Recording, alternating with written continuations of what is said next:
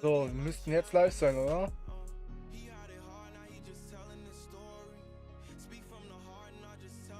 Müssten live sein. Ah, so.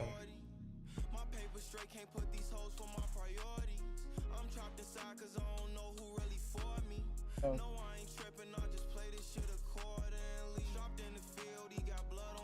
So, Ladies and Gentlemen. Sind online. Nein. Oh. Doch noch alles geklappt.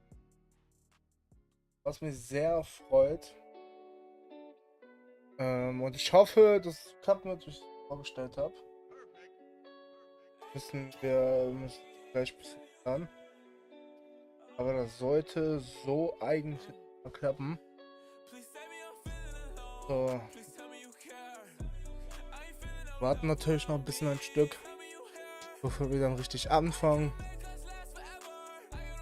So. Auf jeden Fall schon mal live. Das war die Priorität gewesen. Dass wir hier live am Start sein können. Klappt alles auch. So. Ganz kurz.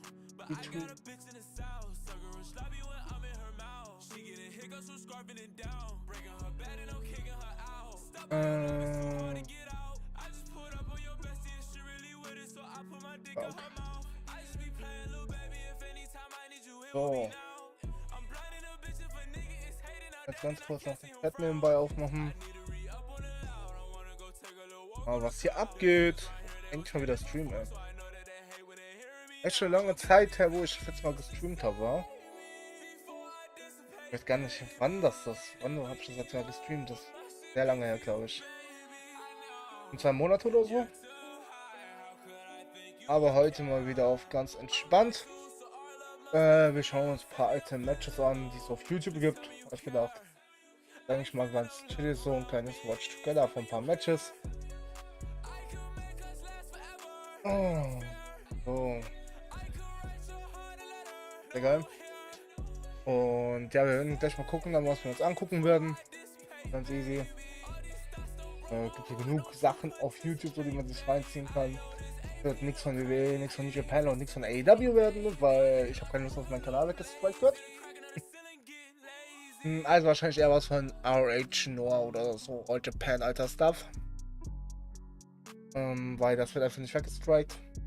Deswegen, also, ja, so monetarisieren und so, also die monetieren es sowieso dann selbst, aber ich mache eh keine Werbung bei den Videos, deswegen passt das eh.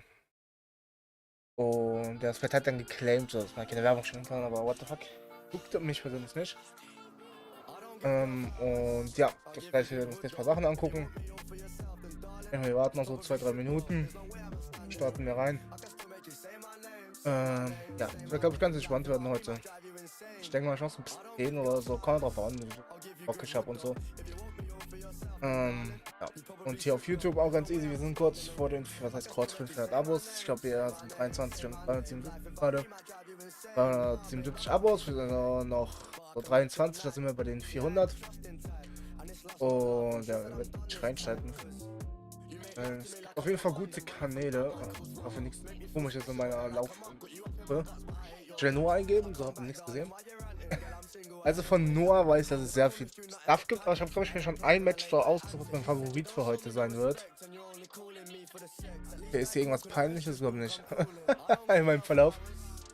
Also, da muss man mal aufpassen, wenn man sieht. Brian Danielson versus Naomi Fuji, habe ich schon gedacht. Das gibt nämlich auf dem ROH YouTube-Channel. Und ich hoffe, da passiert. Ich weiß jetzt nicht, jetzt hat er AEW RH gekauft. Ich weiß nicht, ob das dann vielleicht ein Problem wird. Wir müssen gleich noch mal gucken mit dem Sound an, ob alles passt. 1080p sollte passen. Falls der Stream oder so mal laggen sollte, dann bitte sofort reinschreiben. Weil ich habe eine neue Leitung und spiele so ein bisschen mit der Bitrate momentan rum. Dann wird es scheiße, wenn der Stream natürlich laggt.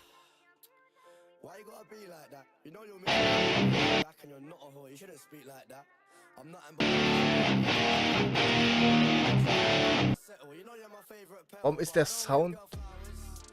Warum ist der Sound von dem Video nur auf links bei mir? Wartet. Der Sound ist nur auf links bei mir. Wenn das jetzt das ganze Video ist. Wartet mal ganz kurz.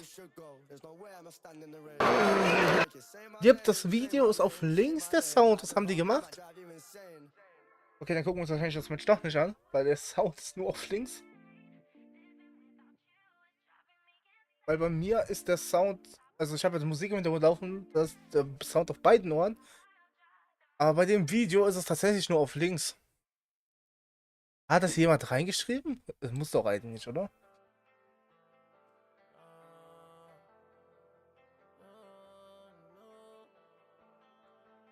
Ja, my left. Ihr enjoyed this match. Ja, okay, dann mein Plan direkt schon mal schief gegangen. Das können wir uns nicht angucken, weil ich gönne mir kein Match, wenn der Sound nur auf dem linken Ohr ist. Bei mir. Oh, wir haben gerade ein Abo gemacht. Kurs geht raus. 22 noch bis 400. Ja. Wir können ja mal ganz kurz gucken, was noch so am Start ist. Ich habe jetzt auch gar keinen Plan gemacht. Ich habe gedacht, wir gehen einfach hier komplett so rein. Young Bucks vs. Red Dragon. Ich glaube, wir haben so eine Playlist, oder? Ich habe eigentlich schon Bock, was von ROH anzugucken. Oder ich kann einfach mal hier ROH Throwback Thursday. Ist das die Throwback Thursday? Throwback Thursday. Okay. Jay Lethal vs. Alberto. El Patron. Auch wilde Ansetzung. Brian Danielson gegen AJ Styles. Chris Hero gegen Brian Danielson. Was übrigens ganz lustig ist, wenn wir mal auf den ROH YouTube-Kanal gehen und wenn wir das erfolgreichste Video von ROH angucken, was das für ein Match ist. Alle Videos nicht, das bin ich dumm. Ich kann nicht mal sortieren, bin ich dumm. Sortieren nach, hier. Größte Beliebtheit. Einfach so ein Frauenmatch. Ich weiß bis heute nicht, warum dieses Match 33 Millionen Klicks hat. Ich weiß es nicht. Wild. So. Brian Danielson gegen Summer Vacation 2008. Habt ihr eigentlich auch das, ich immer sage, 2008, keine Ahnung. Bin behindert. Guten Abend, Willy. Ich hoffe, dir geht's gut. Wir schauen gerade. Oh, Priscus gegen der MG wäre auch geil. Oder Liefe gegen Naito. Hört sich auch ganz interessant an, eigentlich. Ja, falls ihr irgendeine Match-Empfehlung habt, die es auf YouTube gibt und nicht von WWE oder New Japan ist, können wir gerne mal reinschauen. Ich überlege gerade, weil wie gesagt, ich habe keinen Plan gemacht, bevor wir hier reingehen. Lass mal gucken. War Machine und Moose, jawohl. All Night Express vs. American Wolves. ROH Full Matches, was ist das für eine geile Playlist, bitte? Mal hier rein. Alles von ROH. Lol, von einer Rossi damals. Eddie Guerrero gegen Super Crazy.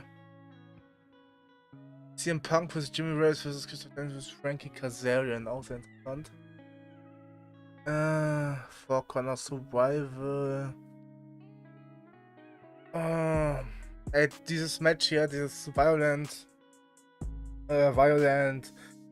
Clockwork Orange House of Fun Match, das war einfach so scheiße, das war einfach gecuttet. Auf die auch. Eigentlich die übelste Scheiße, wenn man ehrlich ist. Ich glaube, ich kann Musik einen Ticken lauter machen, oder? Warte, wir suchen noch, ich hoffe, wir finden gleich was. So. Wenn Musik zu laut ist, dann reinschreiben.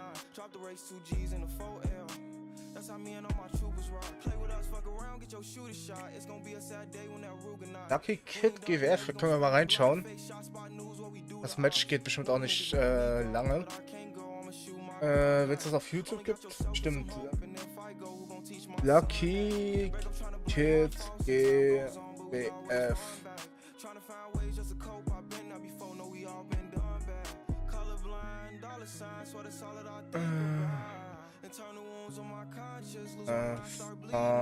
Well.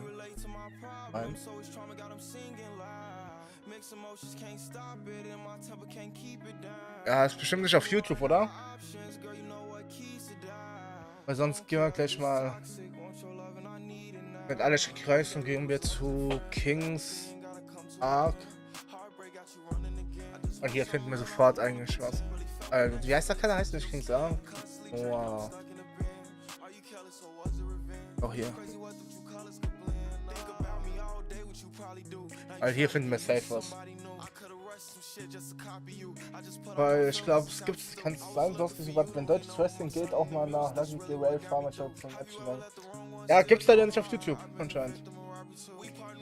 Müsste es auch auf YouTube geben. Okay, ich guck mal kurz. Lucky Kid, letztes GWF-Match. Match. Nee. Gibt's, glaube ich, echt nicht.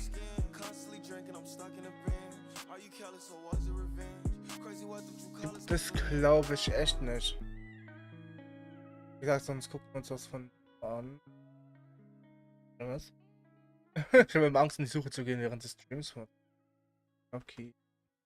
Kid, Match. Match. Jetzt kommt Werbung bei Spotify. Da haben wir einen Tipp. Mal ganz kurz Spotify. Da ist sogar die Promo dazu, aber nicht das Match. Oder war ich jetzt blind?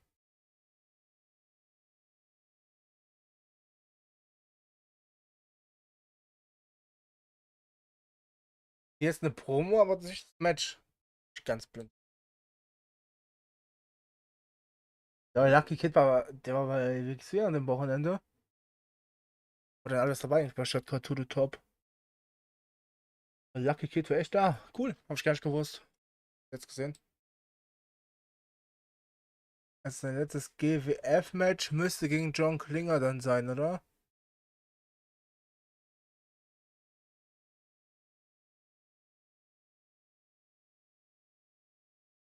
John Klinger, suche ich mal.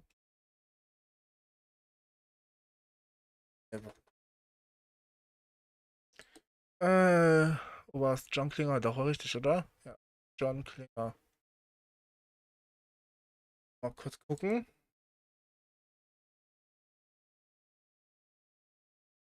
John. Ah. Ah, hier ist es. Warum habe ich es gerade nicht gefunden? War ich gerade blind oder das war gerade aber nicht da, oder? Also ich muss noch mal ganz kurz zurückgehen.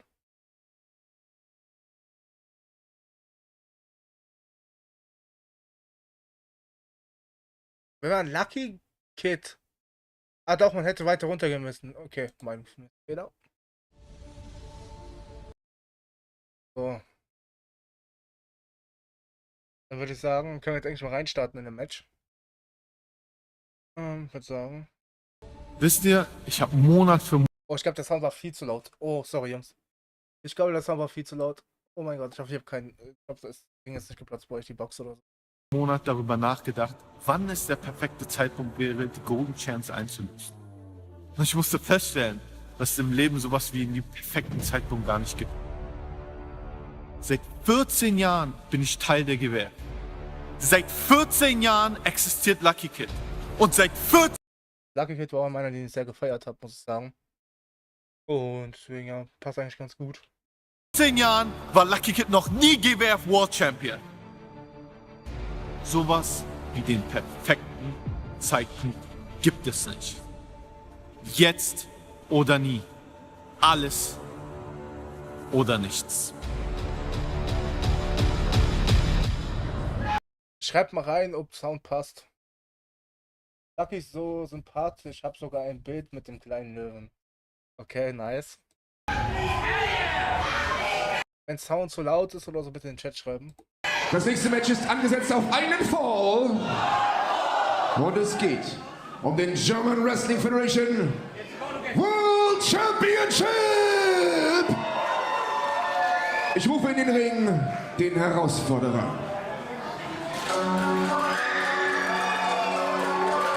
You heard what Lucky Kid had to say in that video piece moments ago. For him, having been Berlin Champion. Das war auch meine erste Live-Show, okay. Also erste auch, was noch nie auf einer auf einer Tour oder so von WWE. And having been Tag Team Champion, tonight is his golden chance to become the GWF World Champion. In his own words, it is now or never, all or nothing. Ich finde aber gut, dass es englisches Commentary ist, weil deutsches Commentary kann ich. Ich glaube, anstatt immer Stopp zu drücken, mache ich den Sound einfach mal ein bisschen leiser, dass ich reden kann. Also ist scheiße. So. Aber mich jetzt gut, wenn ich drüber rede, ich weiß nicht.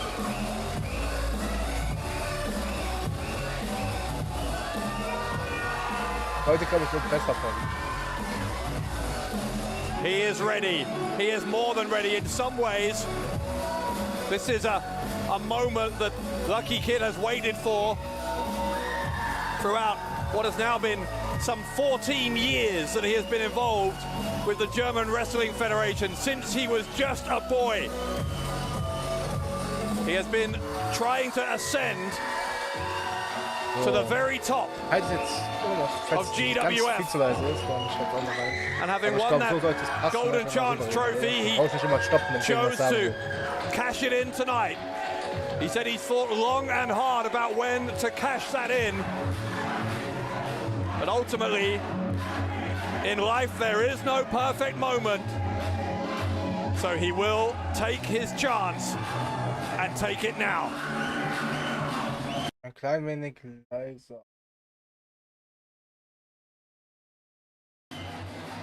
Sollte jetzt besser passen dann.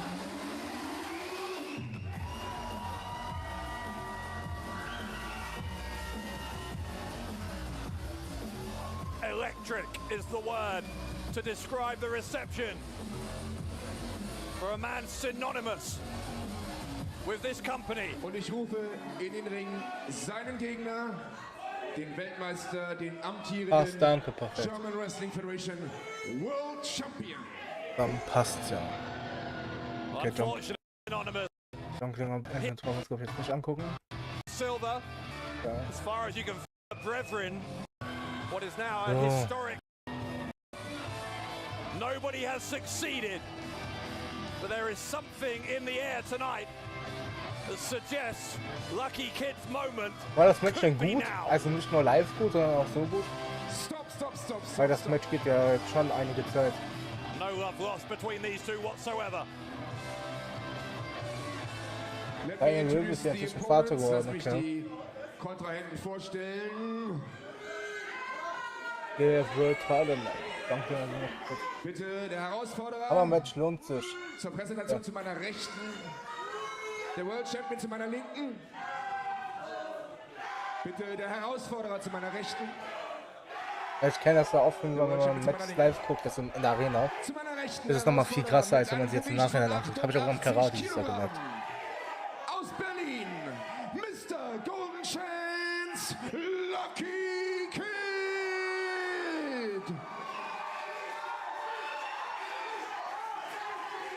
Sein Gegner zu meiner Linken mit einem Gewicht von 101 Kilogramm.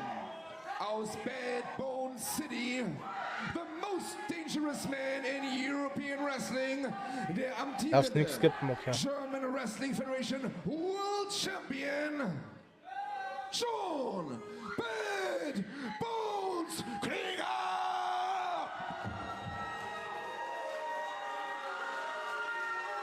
Von 2,20 glaube ich, ja. John Klinger, his usual charming self,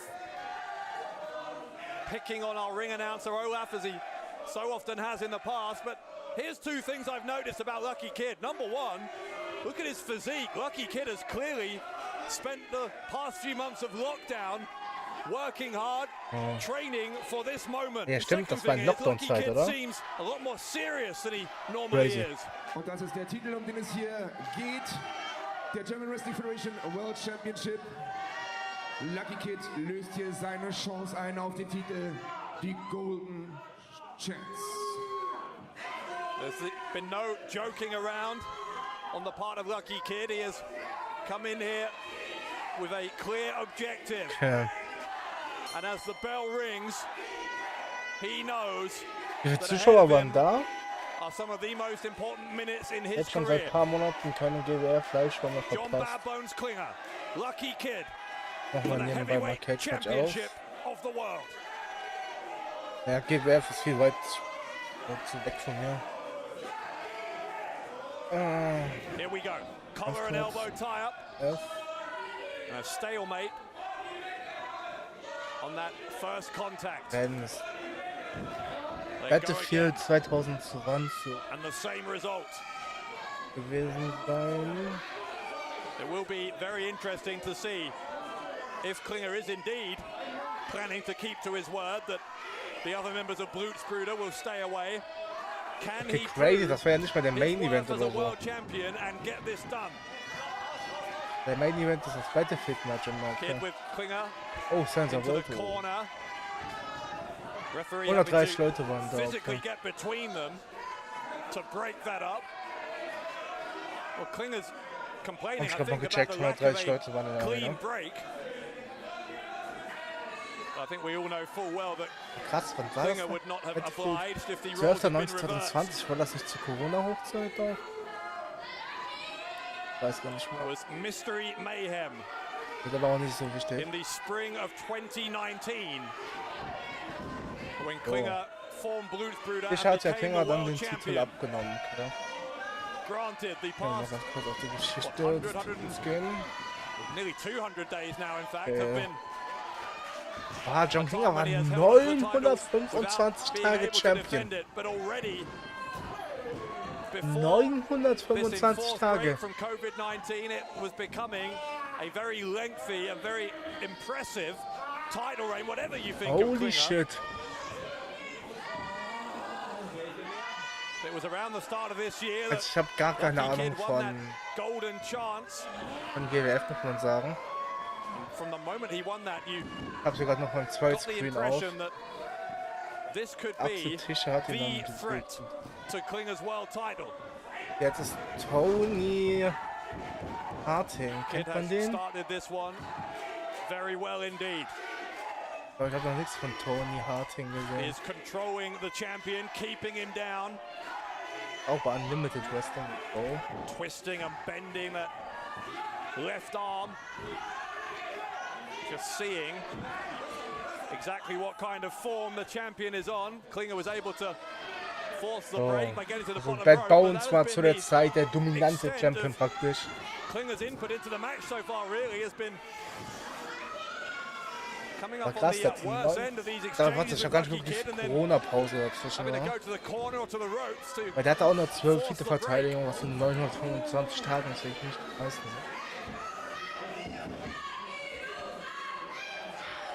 Lucky continues to work on that left arm. Okay, hier war ein Jahr Pause, okay, ja, 12.09. bis 19.09. ein Jahr Pause. Release it.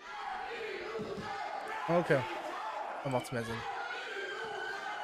You know, of course, that Lucky Kid often likes to use that crossface move. He calls it the Lion's Gate submission hold. Weakening that left arm will help him to apply that against Klinger. Drake. And there is a definite pronounced Der strategy hat on aber the auch part einige of Lucky namenswerte Kid. Leute geschlagen. Ich habe gesehen, Mike Focus on Bailey, that arm. And you know, there's been a Kalito, criticism of Lucky Kid through the Angelico. years. It's that his mind is somewhat all over the place sometimes. Maybe he sometimes und Jody lacks Fleisch war auch da. Nice, coherent Alter. strategy. Jody Fleisch war Wrestler. Okay, der ist aber jetzt 42. But that seems to be something he's addressed because he is being Was macht Jody Fleisch? Was eine disciplined Legende Jody Fleisch aber auch ist. in keeping his efforts entirely focused on that one body part to start this match. Side headlock though, and Klinger sends him to the ropes. Shoulder block, and Lucky Kid with that new improved physique did not go down. Klinger didn't either. Champion and challenger colliding. Neither man prepared to give an inch. How exhausting must that be? Lucky Kid war immer so mein Lieblingsdeutscher Wrestler, hat ja auch viel in Japan gewrestelt. Ich glaube im Taka-Dojo war auch, also von Taka Michinoku. War dann glaube ich aber Michinoku Pro. Schöne andere Story, ja kann man noch machen auf jeden Fall mit Lucky Kid und John Klinger. Gehen wir davon aus, dass John Klinger hier viel dominieren wird und dass dann Lucky mit den Comebacks kommen wird. Lucky Kid trying to reduce the flow of blood to the brain. The longer Lucky Kid is in that position, the more unhealthy it is for him. This is why he's trying to get to his feet as quickly as he can. Ich weiß nicht, ob man es gehört hat. Took him straight back down. Lässt man aber leider.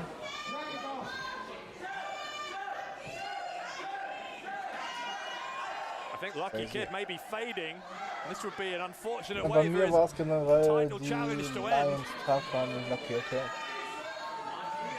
Ich muss sagen, ich habe auch nie viel deutsches Wrestling geguckt. See him kicking away with that right leg to try and keep the circulation going. He's managed to fight back to his feet again.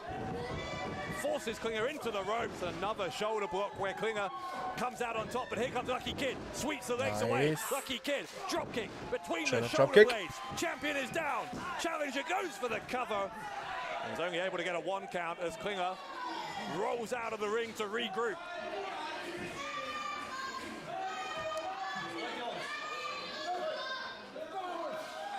Right hand from Lucky Kid is not going to allow the champion any time on the outside. Title, of course, can only change hands in the ring by pinfall or submission, so there is nothing to be gained from Lucky Kid's perspective. Ich habe leider gar keine Ahnung, was Lucky Kid jetzt macht. Das wird bei mir ich gucke mal bei mir. Klinger tries to send Lucky into the turnbuckle, but it is in the end the champion who goes face first into the paddock. Vorgestern war der Shotcut to Top von der WXW, war mein Geburtstag. Alles Gute nachträglich an dieser Stelle. Und die habe ich auch gerade gesehen bei Cage Match, dass Lucky Kid da auch da war. In homage to Aber his idol, Randy Savage, the double axe handle gets Klinger a 2. Ja, als Killman, wie auch immer. Guck ich überhaupt nicht. That double axe handle may have done a lot of damage. 250-pound or so frame of. Ich guck ja gar nichts mehr von WWE. Ich habe mit dem Main Event vom SummerSlam geguckt, weil ich war wach und da lief's halt. Und das war ja schrecklich, der Main Event vom SummerSlam, Hilfe. Over these past, or maybe 2 or 3 minutes, the champion has started to show a sustained advantage over the challenger. He's up on the top again, looking for another double axe handle and nails it. This time, traveling an even further distance and landing with even more force. Hunter von Vincent, ja, das SummerSlam war ja aber noch, war ja schon von Hunter. Klinger going to roll Lucky back into the ring. I think he thinks he's done enough here. Got that leg cut, there's 2, but Lucky Kid gets the shoulder up. And this world title match continues.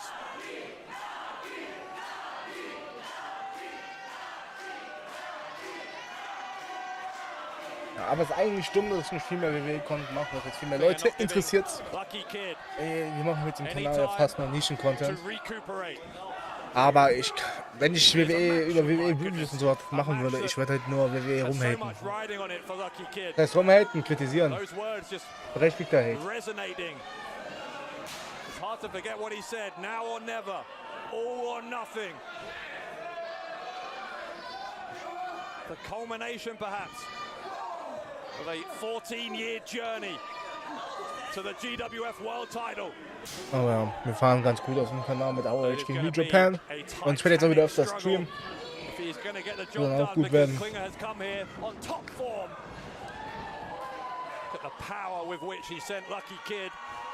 Aber eigentlich so Watch Together, so streamen eigentlich das chilligste, was es gibt auf dieser Welt. Ich bin ehrlich. Also ich merke das jetzt gerade, wir sind schon eine halbe Stunde am Stream und es sind 10 Minuten vergangen. Weil, ja, man macht einfach nichts. Also man kann mal Pausen beim Reden machen. Also wenn du diese ganzen Reaction-YouTuber, die haben eigentlich das chilligste Leben, ich bin ehrlich. Die schneiden nicht mal die Videos selbst.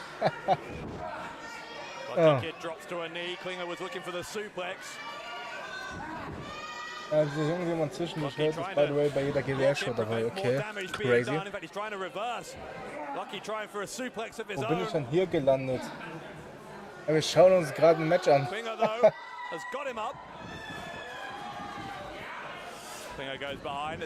Wir schauen uns gerade Lucky Kids letztes GWF-Match an.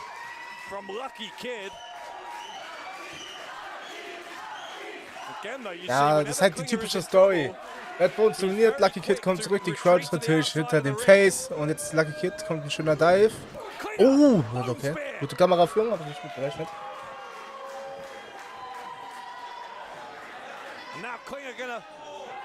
Aber nach dem Match können wir wieder auch andere Vorschläge natürlich machen.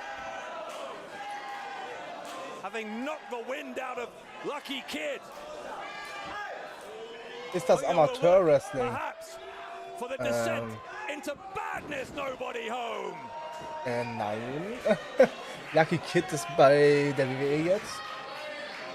Also was meinst du? Also Amateur ist schon Pro Wrestling. Also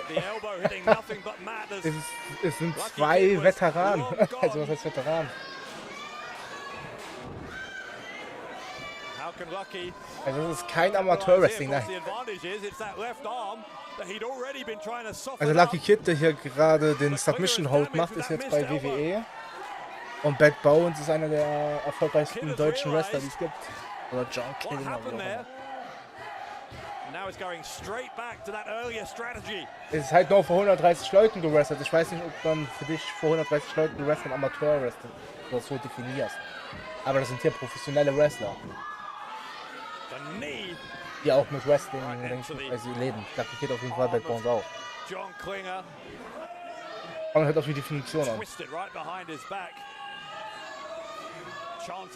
Ja, Klinger war auch mal bei Team, ja. Also sind schon professionelle Wrestler.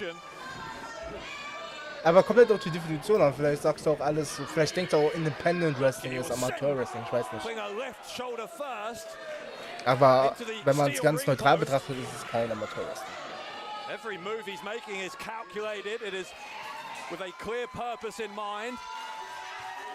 This is Amateur Wrestling ist ja auch eher dieses Backyard Wrestling, glaube ich, ja. I think we've seen from Lucky Kid in a big match situation.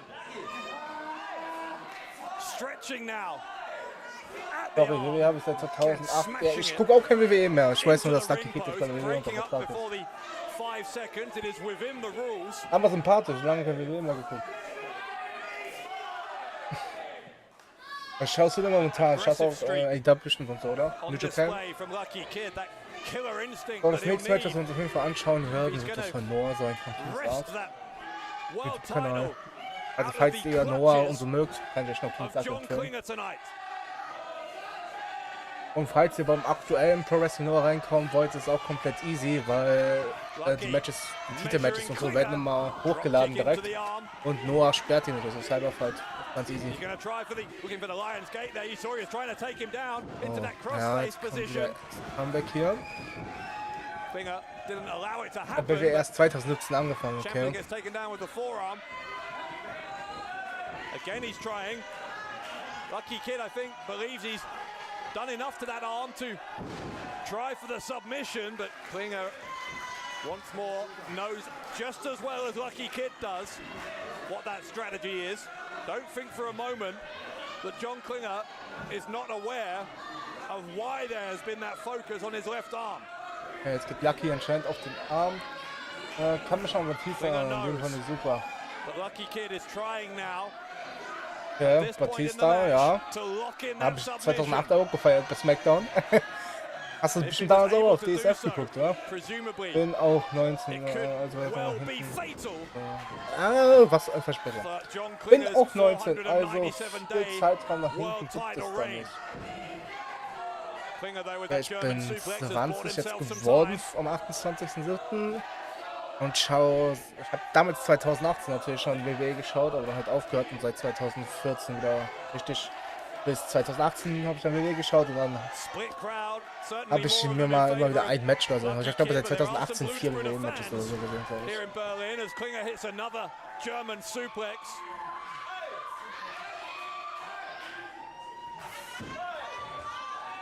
Say what you will about Klinger, but this has been a very good way to short circuit that momentum. Ja, ein Smackdown-Ding, ein Smackdown lief damals auf 2008 lief es auf DSF noch. Das weiß ich zu 100%. Und Raw Highlights können wir auf Eurosport.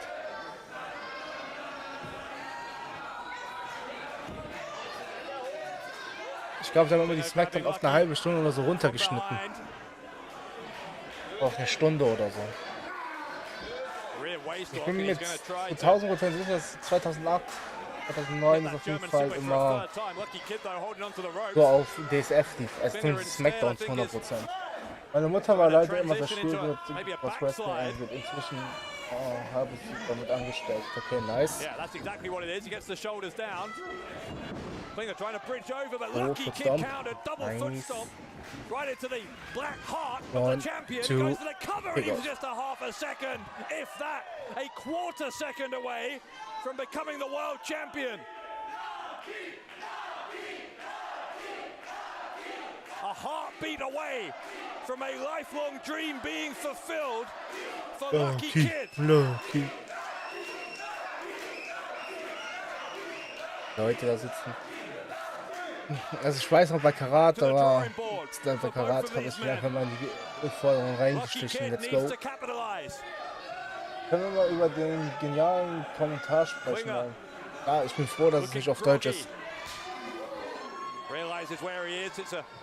Kommentar, ich habe jetzt so viel drauf geachtet, muss ich sagen.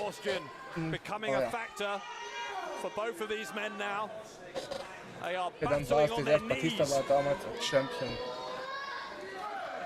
Ich weiß gar nicht mehr, wer Champion war. Ich weiß noch, dann Batista, Undertaker, Rey Mysterio und so. Das war, glaube ich, auch jeder, glaube ich, mal irgendwann Wrestling da gesehen. Und kennst du auch noch die Wrestling-Chips von damals? Die kennt Legende.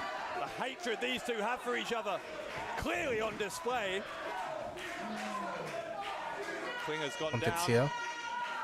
Lucky will try and roll him over. Lateral press. Trying to force those shoulders down for the 3, but Klinger was able to power his way out. Ja, ich kann mir aber von niemandem einen deutschen Kommentar geben eigentlich. Das kann der beste Kommentator der Welt sein.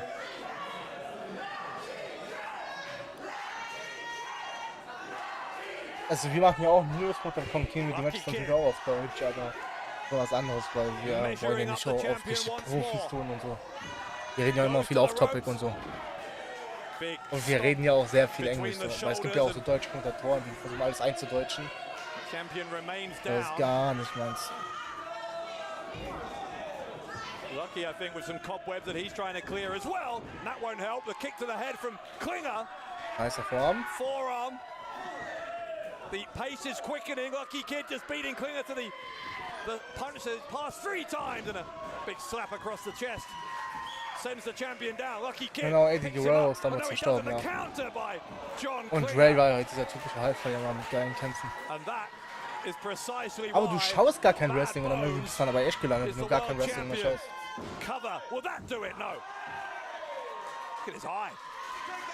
Na, Geld auf der Bank, ey. One of those strikes from Lucky Kid clearly hit its mark. A welt forming above the left eye of John Klinger. What might that mean for his hopes of retaining the title? If his vision is impaired, Yep, Eddie Guerrero. Referee's checking he's able to continue. Of course, there'd be reluctance to call the match off. Hang on a second. One, the small two. package from Lucky Kid, and he nearly won it. Here comes Lucky. Ich muss auf jeden Fall nach dem Match mal auf Toilette, ey, ganz links. Backdrop that lands on the apron. Lucky Kid sensing his moment now. Codebreaker. And a cover from Klinger. Lucky Kid was able to find a way out again. Ja, aber die Frage ist, wie bist du dann noch hier auf diesen Stream gestoßen? Frage ich mich gerade. Wenn du ja gar kein Wrestling mehr schaust, dann schaust du auch bestimmt Universe machen.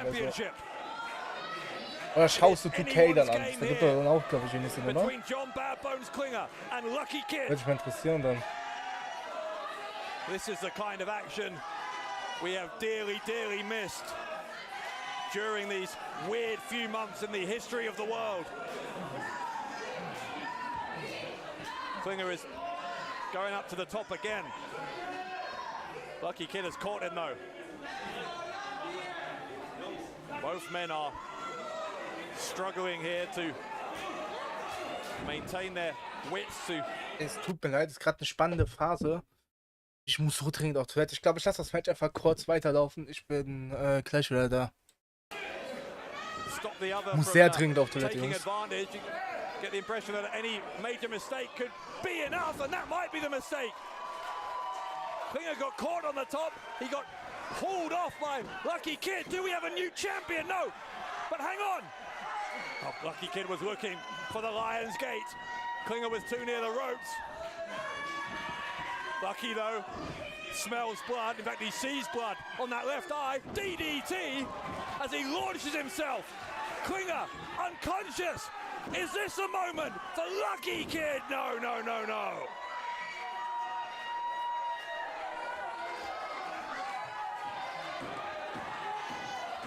Lucky Kid had visions there of his dream being fulfilled. But he has to wait a little longer. He is signaling, I think, for the Lion suplex.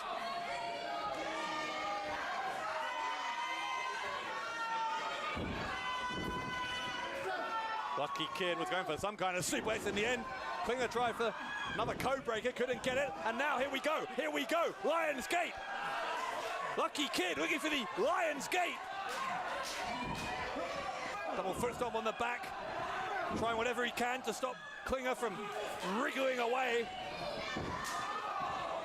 Klinger on his feet, middle of the ring. Tilting well, this time, has he got him? Yes, he has. Surely now, middle of the ring. He's got it locked in. The Lion's Gate. So, perfekt. Ich konnte nicht mal auf Toilette gehen, weil die Toilette besetzt ist bei mir. Aber ich bin wieder da. Sorry, ich muss aber ganz dringend, aber konnte jetzt immer noch nicht. Richtig geil.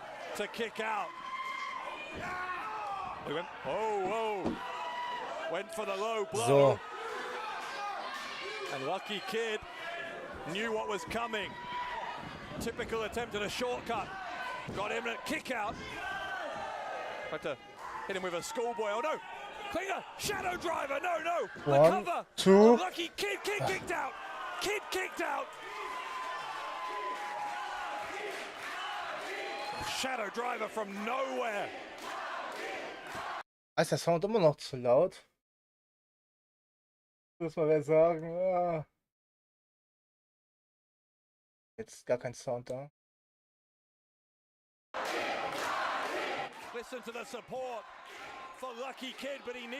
Ich habe eigentlich, der Sound ist leise genug, dass man mich gut versteht. Vielleicht sollte ich mich mal ein bisschen lauter machen. Ich finde, es geht, okay. Der Stream wurde mir angezeigt, nachdem ich Dashcam-Videos angeschaut habe. Okay, crazy. Ergibt ja überhaupt gar keinen Sinn. Und, oh, jetzt habe ich das Finish nicht gesehen. So, warte, schauen wir mal kurz zurück. Ich habe gerade auf den Chat geguckt. Da habe ich das Finish nicht gesehen. Okay, der will für den Low Blow gehen. Ah, das ist das Finish. 1, 2. Ja.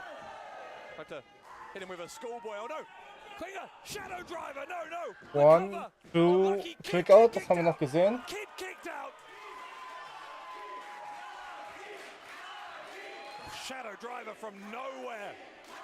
Schau, ich hab gerade echt, ich hab den Chat geguckt, das finde ich. Und man sagt ja vorbei. Ich glaube, Bett sollte es aber besser passen mit dem Ton, oder? Noch besser. Und jetzt.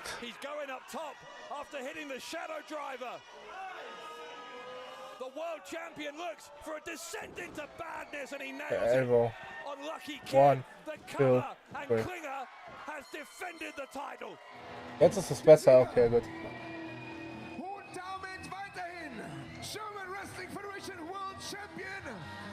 Also kann sein, dass ich jetzt nicht richtig im Match drin bin oder in der Story halt. Aber schon, das Match ist nicht übertrieben. Krass, das war gut, aber jetzt nicht mehr. Es war jetzt nur eine typische Story, so Underdog-Story halt.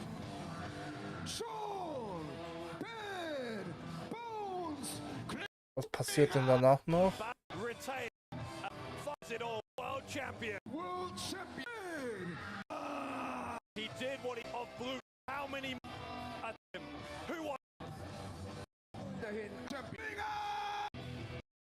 Ja.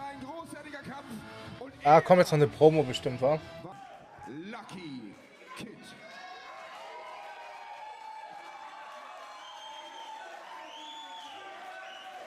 Nicht skippen, aus.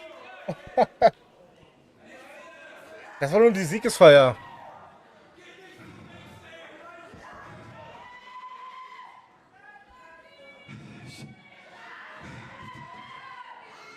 Ich hab Lucky Loser. alles oder nichts.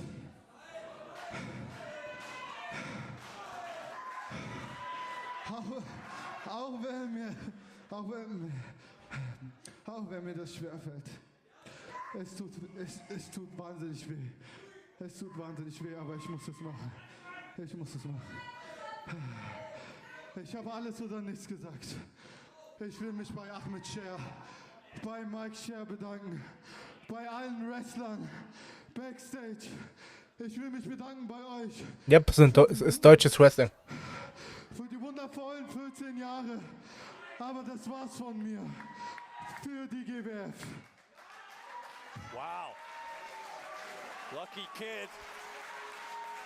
My God, I can't believe what I just heard. He says after a wonderful 14 years, that is it for him in GWF. He said it was all or nothing, and he meant it.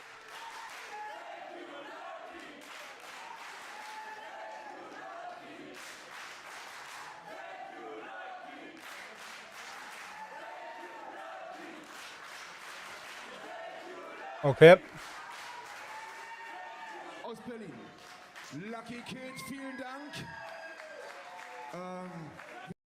Das war nicht sein letztes Match. Allgemein, das war nur sein letztes Match bei dieser Wrestling-Liga. Der ist halt danach zu WWE gegangen. Sind sprachlos, wir speechless. Thanks a lot. Lucky Kid. Berlin. 14 years that have defined that young man's life. We thank you for everything you have done, Lucky Kid. So. Zur WWE, ja, der ist zur WWE gegangen. Der hier gerade hat gesagt, dass er aufhört bei der Liga.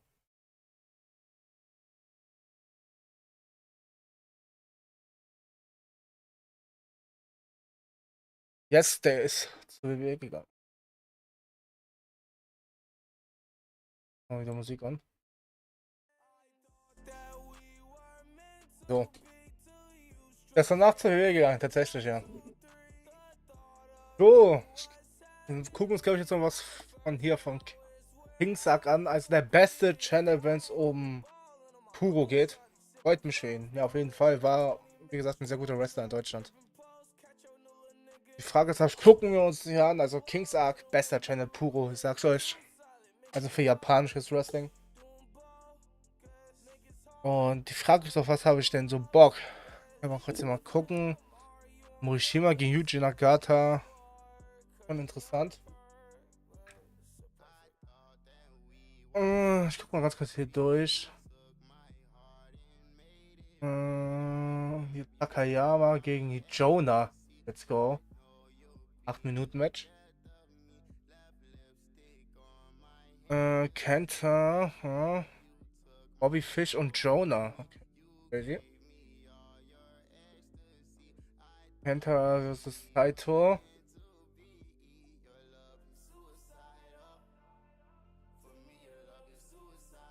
Auch interessant. Morishima versus Triple Threat Match gegen Kenta.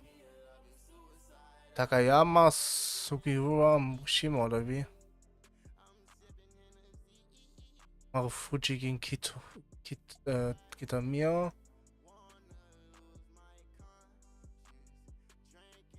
Echt jemand, der 2004 bis 2009 bei WWE war. 2004 bis 2009. Kennst du Shelton Benjamin?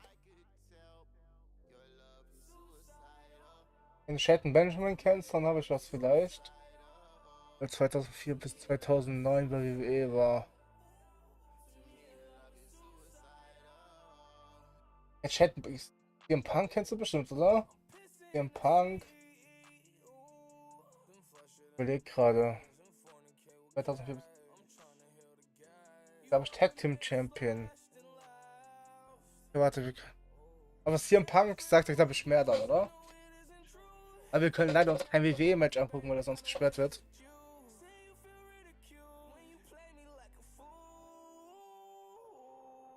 Gucken, was mit CM Punk am Start ist. Wird bestimmt irgendwas von ROH da sein. Als das Herz der deutschen Wirtschaft und die Geschichte hinter mittelständischen Unternehmen, die ist oft spannend wie ein Wirtschaftskrimi. Schauen halt von Shelton, Benjamin, Noah, Alito, ja, okay. Und ich sage, hört doch unbedingt mal rein. Okay. Schauen wir uns jetzt was von Shelton an. Shelton Benjamin, schauen wir uns hier 2016 gegen Nakajima an.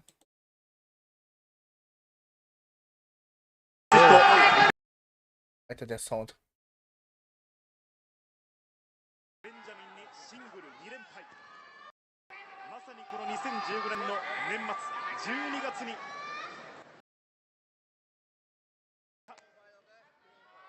Schon so laut genug, der Sound, oder?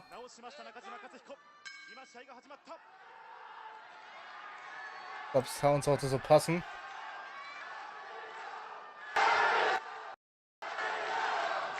Vielleicht so, oder ist das zu laut? Das ist, glaube ich, zu laut, oder?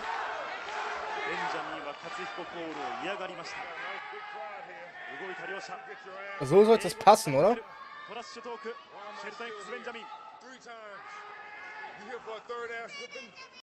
Muss leider los. Wir sehen uns. Danke für den Stream. War nicht allzu lange hier, aber trotzdem, ja. Dankeschön, dass du dabei warst. Hat mich gefreut. Das passt vom Sound.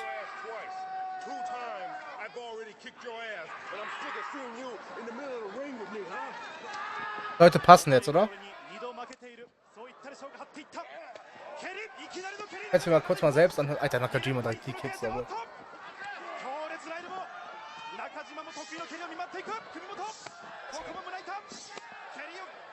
Ja, passt, okay. Also das ist jetzt hier japanisch in Japan. Hört man ja auch im Kommentar. Und das ist auch von der größten Crowd jetzt natürlich, von der größten Publikum.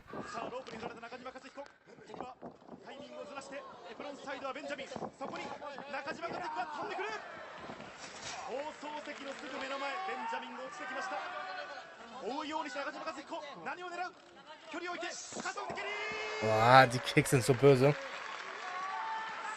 Also das ist auch eher so mein Film hier, japanisches Wrestling. Das, was ich mir persönlich auch lieber angucke.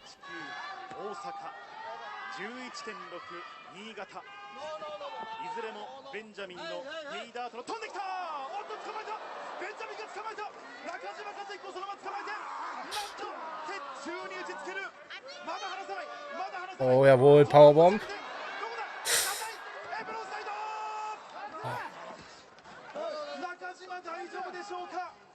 Ist das ein sehr großer Abstieg, wenn man von WWE nach Japan wechselt?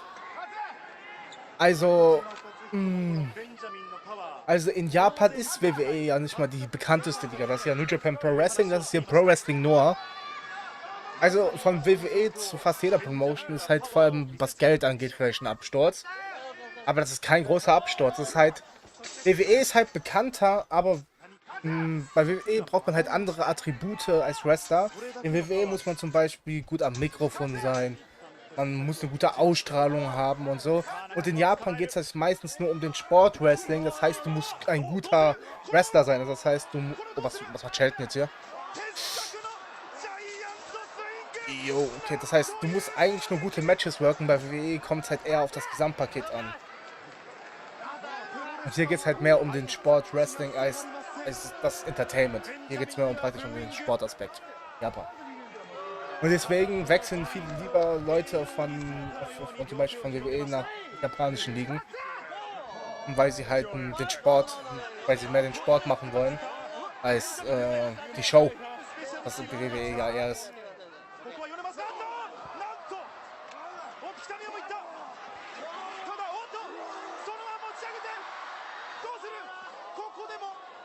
So. Shelton haut jeden weg. Destiny 215.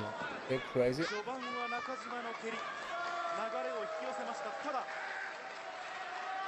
Alles klar, verstehe, okay. Ich hoffe, ich konnte es halbwegs verständlich erklären.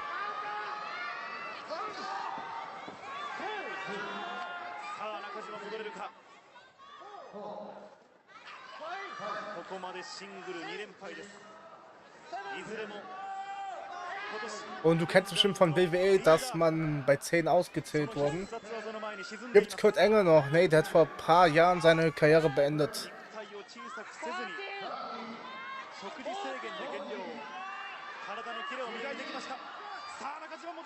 Ja, du erklärst das super, okay. Der Kurt Angle hat, glaube ich, 2019 seine Karriere beendet.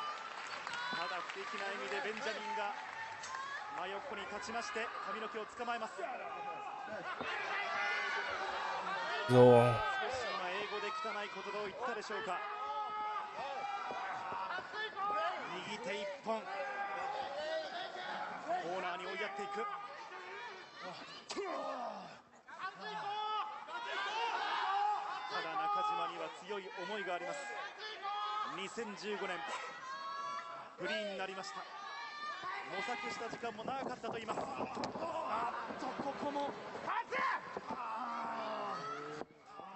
Falls du irgendwelche Fragen oder sowas kannst du das auch gerne schreiben. Ich versuche es bestmöglich zu erklären, sagen wir mal.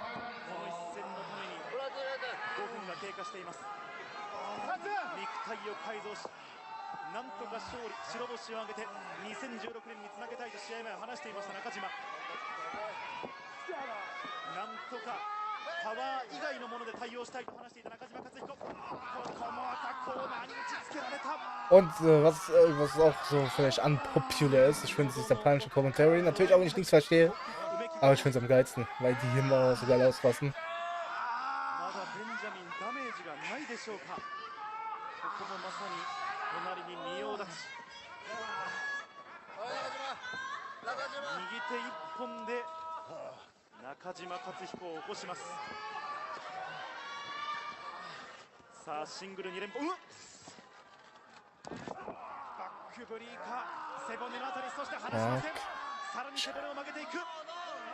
Schön hier am Stretchen. Was Gutes wird, muss ja noch gar keine Copyright-Probleme. Das ist gut halt nur. Deswegen schauen wir uns auch nur Matches an, die es auf YouTube gibt. Sonst gibt es Probleme.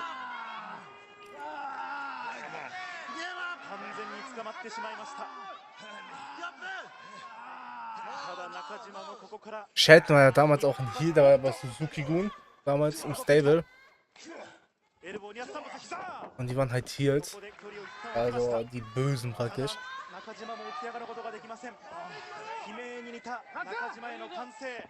Schalten dominiert das Match auch bisher ganz schön.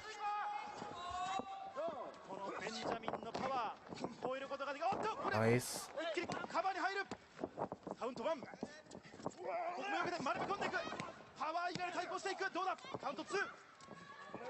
Bisschen Fahrt jetzt auf, nochmal Small Package, ne?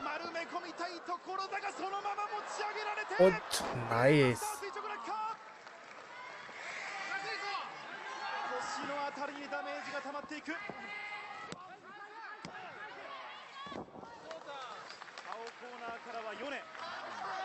Also scheint mir auch um einer, der ziemlich unterbewertet war bei WWE. Also scheint auch einer, ja, die ich sehr mochte. Glaube ich zur Zeit wieder bei WWE, so viel ich weiß. Aber natürlich nicht mehr der Shelton, der mal war. Müsste jetzt auch Mitte 40 sein. Kennst du noch Boogeyman? Der hat Römer gegessen. Ja, Boogeyman kenne ich auch natürlich.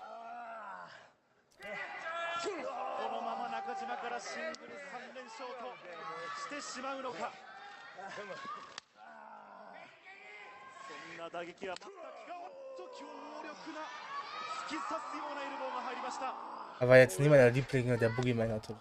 Es ist so, es hat auch mehr dieses Show-Element, was WWE hat.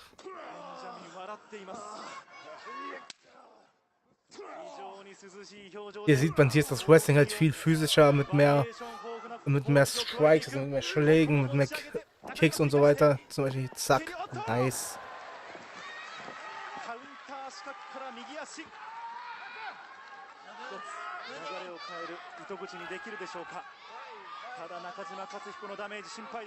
So. Also das Wrestling ist halt viel physischer in Japan.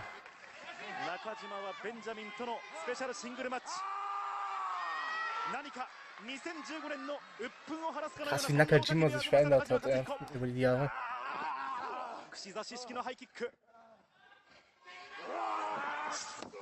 Oh shit, was ein Kick. Aber Schutz dann, oder? Ne, was macht der?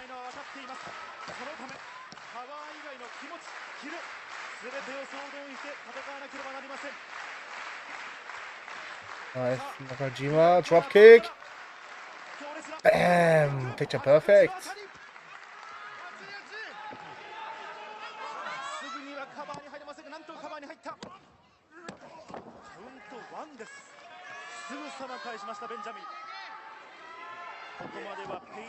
So.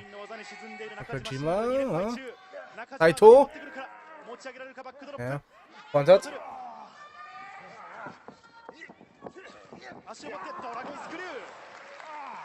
Against Screw. Oh, japanische Monitoren, beste Leben. So. Jetzt noch ein Dropkick und Top Rope.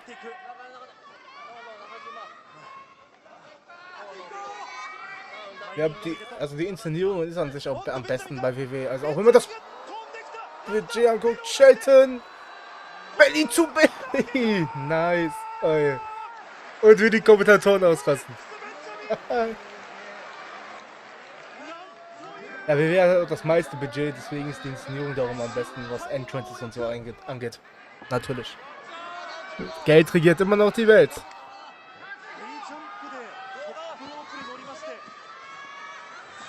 Der Move hat er früher auch schon gemacht. Naja, 1, 2.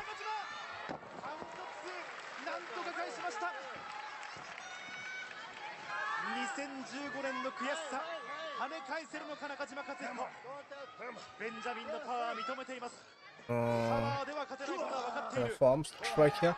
Also das Match ist echt gut dafür, dass ich das nicht kannte. Also. Was ist das für ein Match? Das ist. Das ist Shelton Benjamin gegen Katsuhiko Nakajima von Noah Destiny 2015.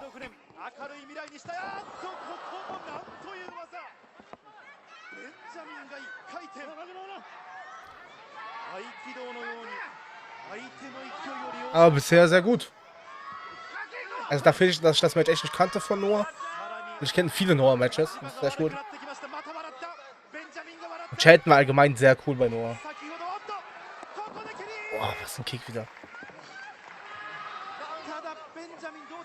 Und guten Tag, du hast, glaube ich, schon im Chat am Start, Christ, okay. Wie geht's dir oder euch, wenn da mehr Leute sind? Mir geht's sehr gut. Wie geht's dir? Alter, diese Strikes, jawohl.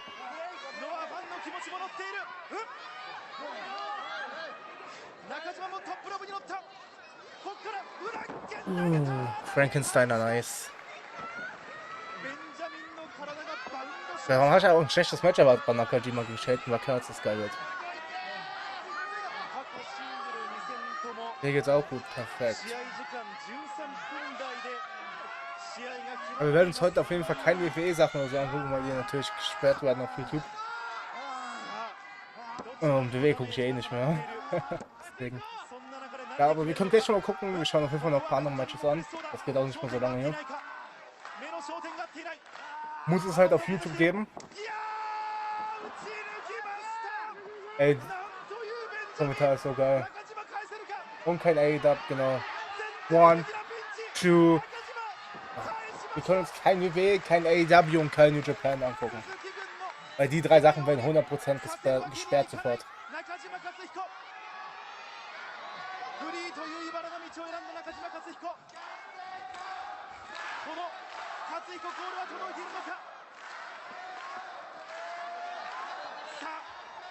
Aber mit Shelton haben wir ja ein bisschen WWE wenigstens hier drin. Abgeblockt. Oh, Enkellock. Nice. Einmal gucken, boom, schon gesperrt. Sie. So sieht's aus.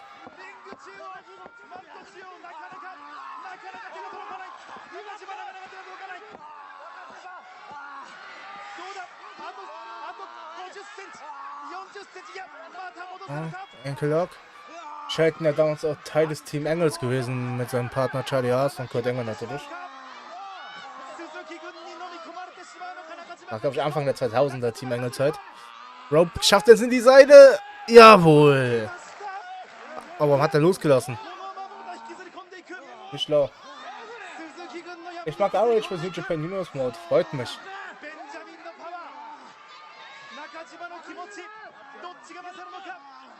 Wir geben uns ja auch sehr viel Mühe bei dem Projekt. Dann freue ich mich immer zu hören, wenn es einem gefällt. Weil es ja schon mehr Richtung Nische mit den Wrestlern, die wir da benutzen, ja. Deswegen freue ich mich immer, wenn Leute am Start sind und die sagen, die mögen das Projekt. Wir sind ja mitten gerade im G1 Climax. Oh, das tun wir auch schon 10 Likes, danke dafür auf jeden Fall auch. Jürgen Elsenbrand, guten Tag. Ich hoffe, dir geht's gut. Wie alt?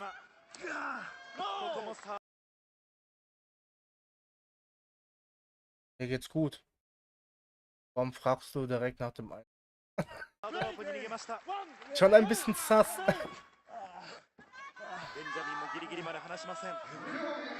Schon ein bisschen sass.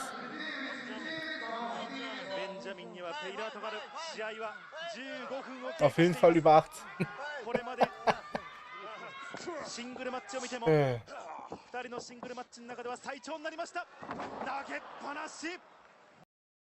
Was machst du denn für ein Projekt? WWE 2K22 Universe Mode.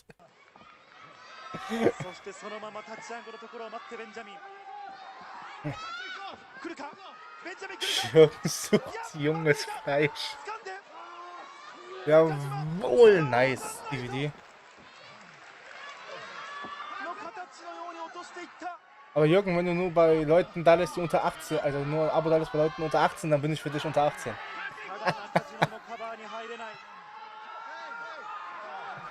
Let's go. Sieht aus wie ein junger Shelton Benjamin. Bei 15 halt, 7 Jahre. Da war Shelton auch N30 schon.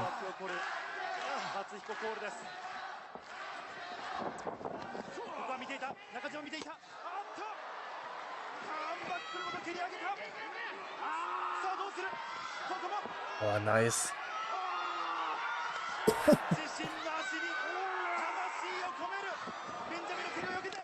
Oh.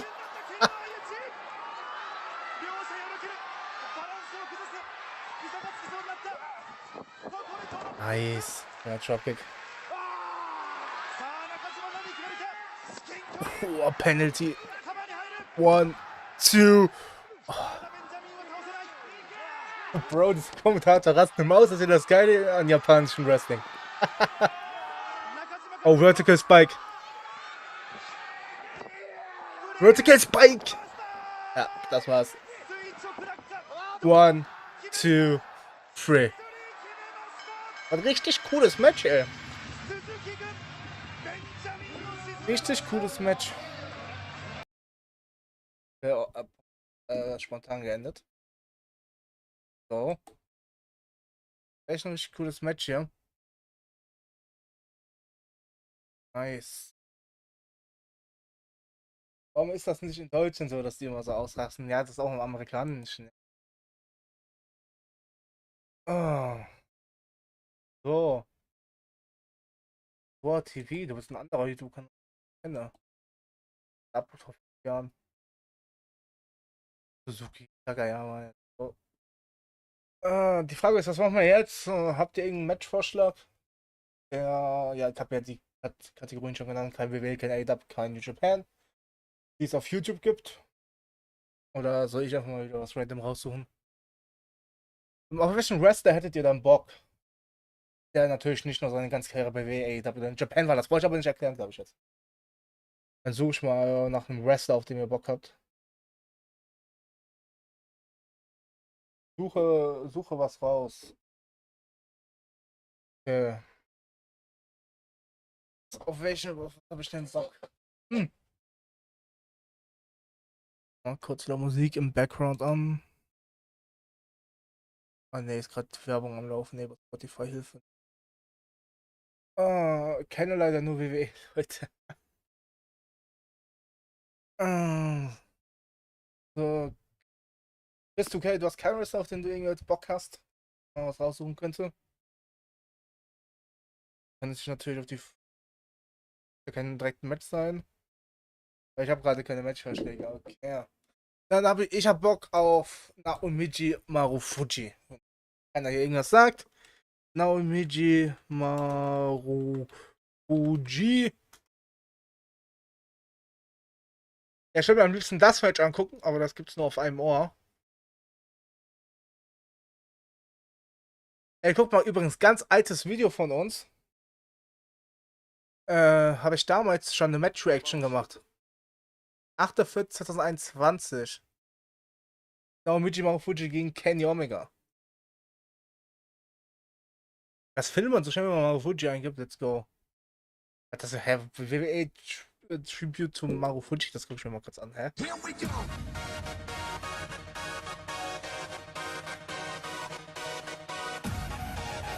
Kenn ich jetzt nicht. Aber muss man. Ich hätte auch Bock auf Davey, aber von Davey gibt es auch nicht so viel auf YouTube. Was ist denn so eins der besten Matches, die ich auf YouTube kenne? Die Frage.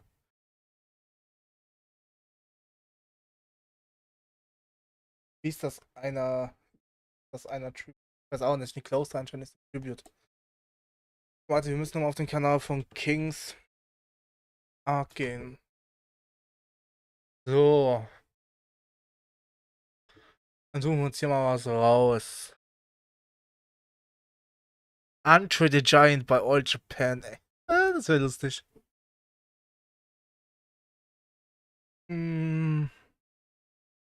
Super crazy. Junior. Yoshioka. Kenta Kobashi natürlich am Start. Jetzt so viel Content halt, ich kann mich gar nicht entscheiden.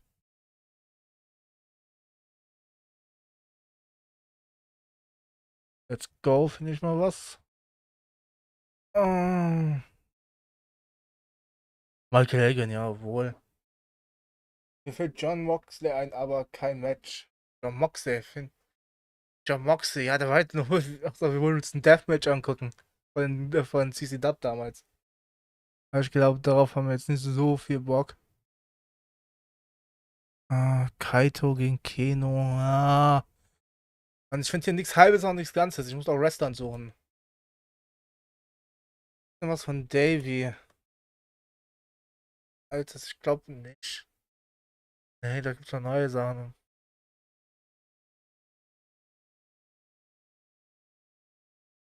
Ich guck gerne Deathmatches. Okay, ich bin überhaupt gar kein Freund von Deathmatches, muss ich sagen. Was kann jetzt das schwer sein, irgendwas zu finden?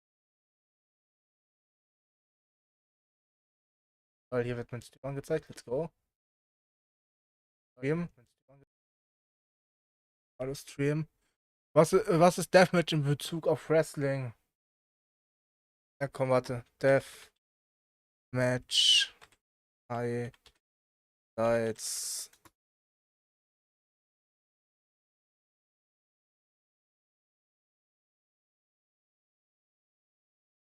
Da hab ich gar keinen Bock drauf, aber come on. Ah, jetzt wird's ekelhaft.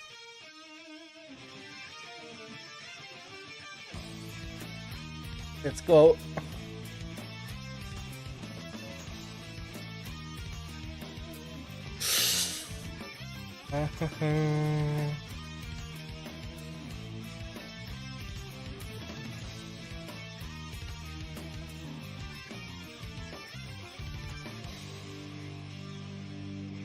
Exploding Barbara Death.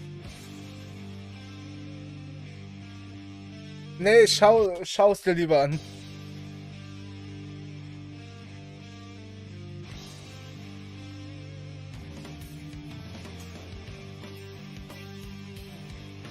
Eine Kettensäge.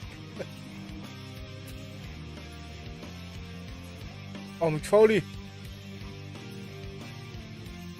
Oh nein, oh nein, oh nein. Oh.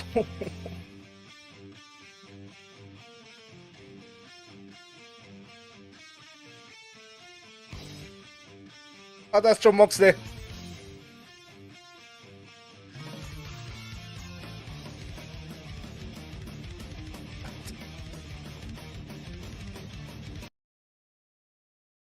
Safe, der Stream ist ab 18. Ich glaube, wir hören jetzt auch mal wieder auf. Hilfe. So, das war Deathmatch Wrestling.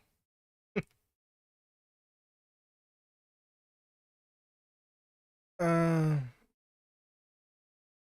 wie schon gesagt, ich gucke gerne Deathmatches. Okay.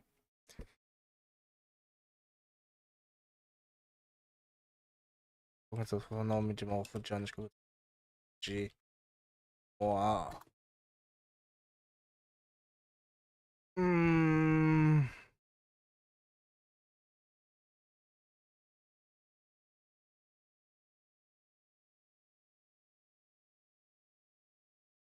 Wie gesagt, oder warte, ich habe eine andere, wir gucken uns das von Takeshi Morishima an.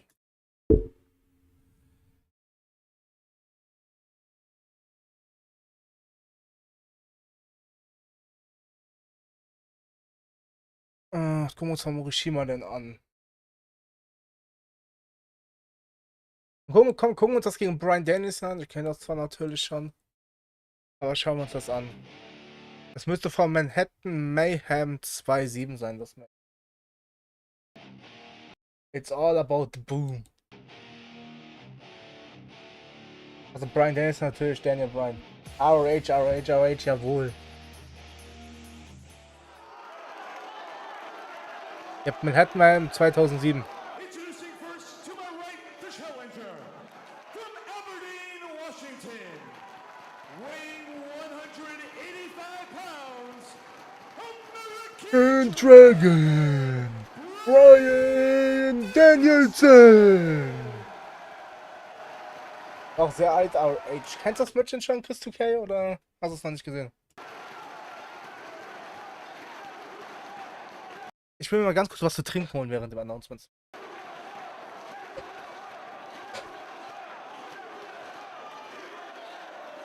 To my left, from Tokyo, Japan, weighing 149 kilos, he is the Ring of Honor World Champion, Morishima Takeshi.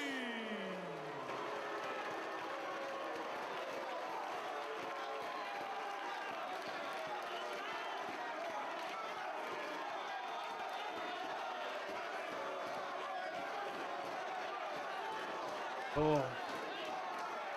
I'm back. Ich kenne Highlights, okay. So.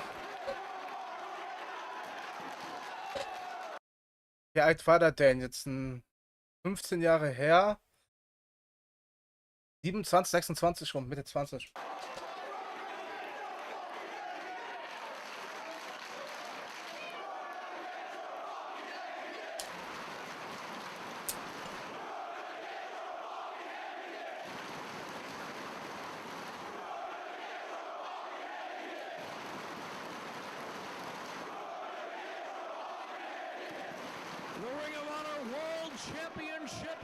On the line. Takeshi Morishima to defend against American Dragon Bryan Danielson. Referee Paul Turner calls for the bell. A very Let's go. determined look on the face of the challenger. His first shot at the world title he lost in this very building back in December 2006. Jetzt hat Tony Khan RH, genau. Trying to take the champion off of his feet. Very tentative to lock up with American Dragon. Collar and elbow tie-up finally. And backing Danielson into the corner. Aber es wird nie wieder was Geiles geben wie das alte RH. Bryan Danielson may very well be what he says he is, the best wrestler in the world, but he is giving up an awful lot of size and power to the ROH World Champion. You might say he is the best in the world, but to truly back that up, he needs the championship. Manhattan Mayhem ist ja bei uns auch bald im Universe-Mod, deswegen passt das ja ganz gut. Morishima screaming at Danielson, who again kicks at the legs, the massive thighs of the world champion. Morishima. Geile Stimmung auch.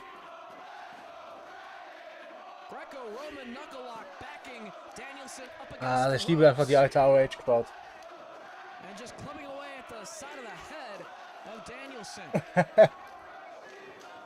Ja, Soundgas, wie du zu diesem Film gekommen bist durch Dashcam-Videos, das ist komisch. Aber das heißt, der Kanal wird gut empfohlen, let's go.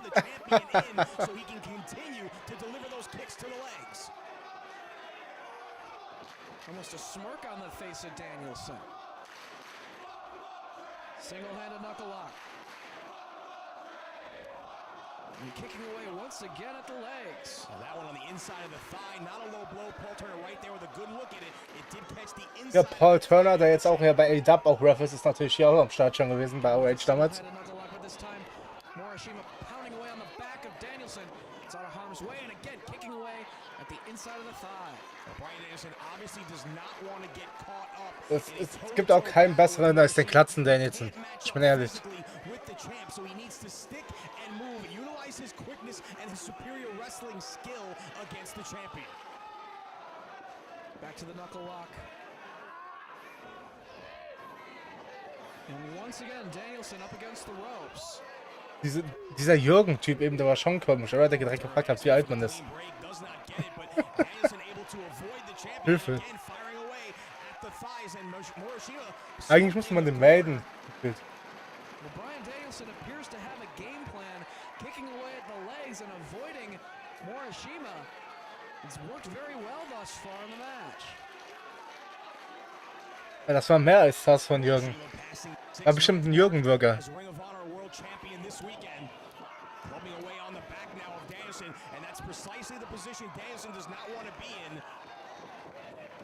And he's doing a good job of avoiding it yet again, continuing to kick away at the massive legs of the 300+ Ja, man muss YouTube nicht verstehen mit den Empfehlungen.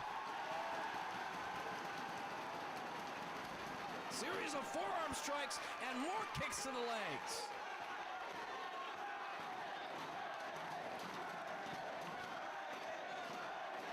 Danielson dancing. Good. He's looking to utilize the quickness, avoids again Morishima charging in the corner. Ich bekomme immer Gänsehaut, wenn ich diesen RH-Ring sehe, den alten.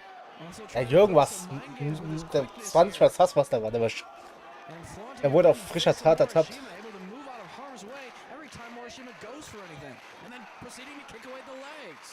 So far, Morishima not coming up with any answers for Bryan Danielson's strategy so far. Morishima's got to use the angles here. He's got to cut the ring off and stop Danielson from getting around him, and he's doing that just now by backing him into the corner and clubbing away at the top of the head. Danielson trying to escape the corner, and Morishima won't let him.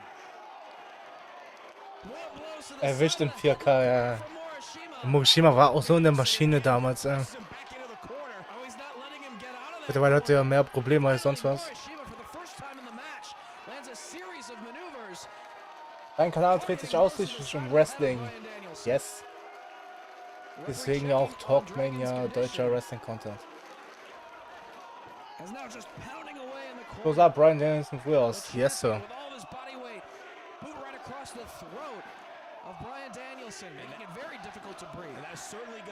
Morishima, let's go, Daniels. Einfach geil, die Atmosphäre. Müsste im New Yorker Hotel gewesen sein, auch damals. Show.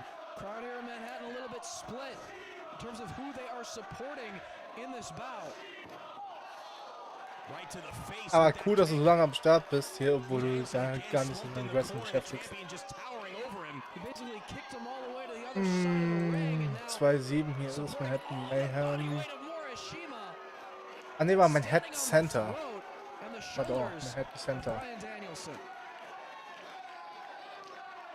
Heute sieht er ein bisschen anders aus. Ja, ein paar Haare und ein bisschen Bart. Aber ich finde den Style von Danielson noch den besten. Ich mache ausschließlich nicht nur Wrestling-Videos, ich mache also ausschließlich gerade eigentlich fast nur Gaming-Videos. Also Wrestling-Spiel-Videos.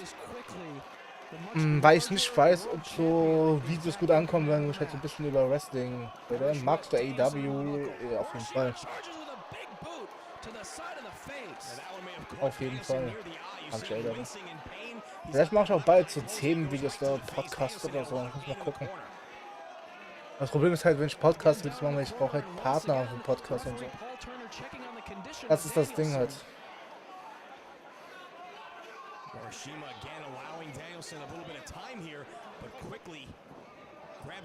Interessant mal wieder Wrestling zu sehen.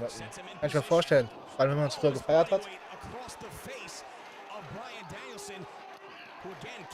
Aber dich würde dann vielleicht auch eher das aktuelle AEW ansprechen. Weil das ist gutes Wrestling mit guter Production.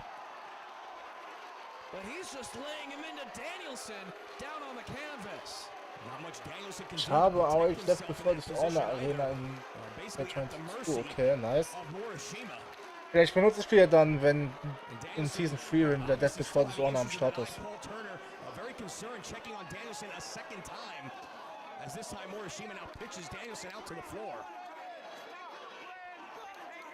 Oh, gleich kommt was Böses. Achtet mal drauf.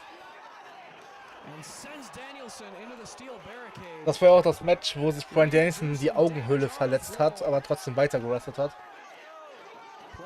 Es glaube ich danach 6 Monate oder so ausgefallen durch eine Verletzung.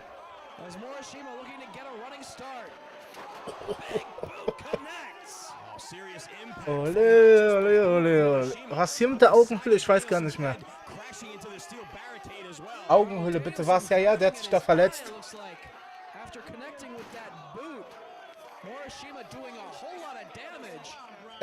Der hat sich die Augenhöhle gebrochen, wenn man so sagen kann, Augenhöhle gebrochen. Oder was man mit der Augenhöhle machen kann, dann ist er 6 Monate ausgefallen oder so.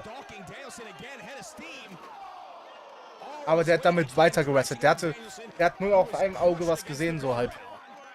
Ich glaube, hier war es das schon. Der hält sich hier das Auge. Und bei dem Rematch, wo er dann zurückkam nach seiner Verletzung, hatte der am Entrance eine Augenklappe auf. Das war übertrieben lustig.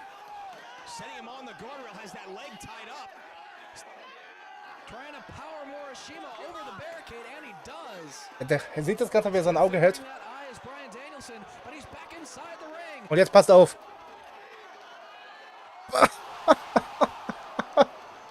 Let's go. Holy shit.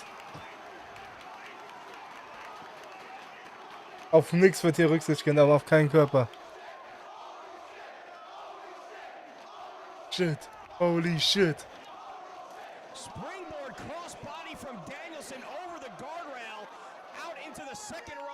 Legendärer Dive, den hat der hinten oft früher gezeigt. Und der hat sich ganz das Augen, der hat sich die Augenhöhle gebrochen.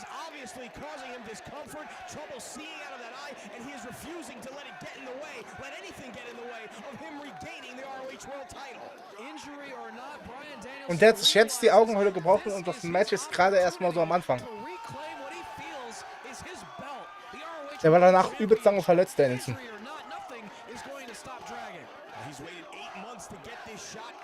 Best in the world chance hier.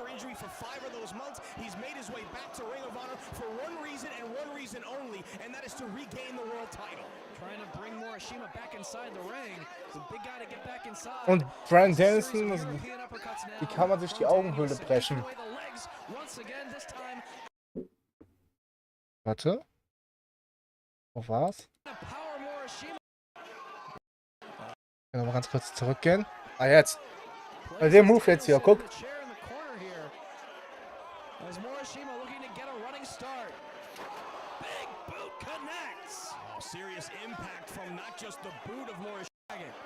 Oh. Da hat er sich verletzt.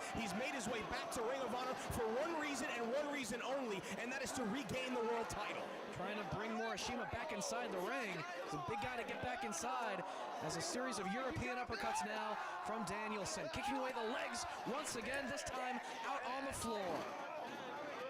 Back in the champion again, drapes that thigh, the massive thigh. Boah, trotzdem noch kämpfen, heftig, ja. Und der hat auf dem einen Auge fast nichts mehr gesehen. Right across the leg, using that chair to do more damage to the legs.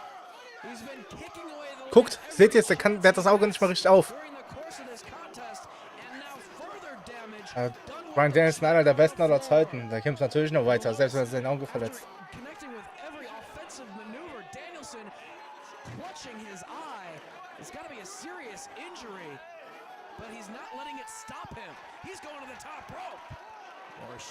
Deswegen nie Wrestling nachmachen, jawohl. Ah, und Morishima fällt natürlich nicht um. Oh, Lariat, nein. Und wie sage ich auch in meinem Universe-Mode, immer gegen den Größeren auf die Beine geht, aber... Oh mein Gott, ich liebe dieses Match, ich liebe Morishima, ich liebe Danielson, alles ist perfekt gerade. Könnte ich mir eine Dauerschleife geben.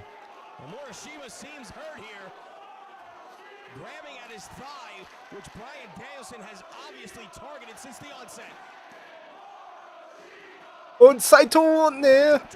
1, 2, nice. Und ich liebe einfach Wrestling, wenn ich das sehe. Wenn ich dieses Match sehe, merke ich einfach, warum ich Wrestling so sehr liebe. Bam, Fighting Spirit!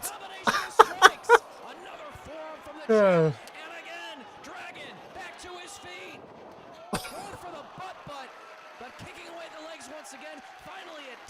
Auch so eine gute Match-Story, dass er gegen die Beine geht, gegen den Big Guy. Einfach so gut.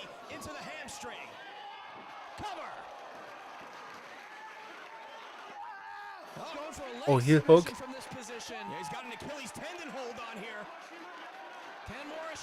Heel Hook. Gegen Morishima.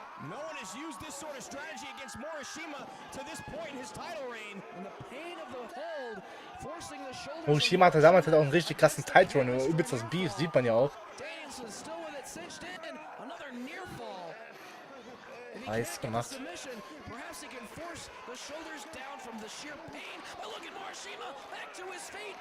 Habe ich irgendwelche Matches im Livestream verpasst? Ja, wir haben uns Lucky Kid letztes GWF-Match angeguckt als erstes.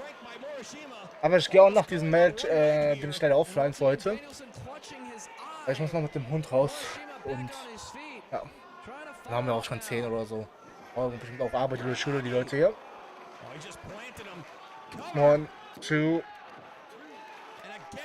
Und wir streamen aber die nächsten Tage mehr wieder, also hat heute auf jeden Fall Bock gemacht bisher. Wuff, wuff, wuff. Ich hab noch Ferien. Okay, ich kann auch theoretisch online bleiben, aber dann bin ich schon mal kurz 10 Minuten AFK, wenn ihr wollt. Also wenn ihr dann noch da seid, ich denke mir halt so, wenn ich 10 Minuten AFK bin, ist keiner mehr hier. Aber falls Leute noch am Start sind, wenn ich 10 Minuten AFK bin nach dem Match, dann könnte es gehen. No, shoved down to the canvas by Morishima. Oh, Dropkick von Morishima. Just swatted Morishima out of midair, and now back to work on the leg goes Bryan Danielson. Tremendous pressure on the ankle and the knee. Really wrenching down on the hold. Morishima trying to get back to his feet. So gut die Match-Story, ey. Ich bin ein Baum. He reaches the ropes, and Danielson releases the hold. Was meinst du damit? Musst du das verstehen? Kommt da und sagt man ganz watching his eye. Very good. Danielson showing so much heart, continuing to fight through this match despite this injury to his eye. Okay, wisst ihr was? Ich gehe dann kurz nach dem Match mit dem Hund und dann bin ich wieder da. Ich kann ja in der Zeit irgendein anderes Match kurz laufen lassen, was nicht so lang geht. Oder ich lasse mal die neueste Universe-Folge laufen oder so. Mal gucken. Nice, Lufus. Der Test Press.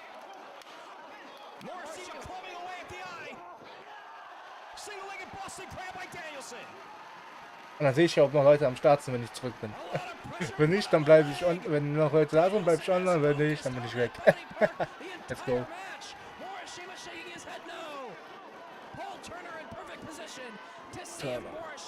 Das Kommentar ist so on point hier auch. Look how deep Danielson is sitting in that hold. Morishima trying to crawl to the ropes, but Danielson drags him right back to the center. Again, Morishima shaking his head no, not giving it up. Der bearbeitet die ganze Zeit das Bein, das ist so schlau gegen den Big Man. Und die ganze Crowd will halt, dass Danielson hier den Titel gönnt, weil die keinen Bock mehr auf Morishima haben. Weil Morishima einfach auch die perfekte Heel-Rolle gespielt hat.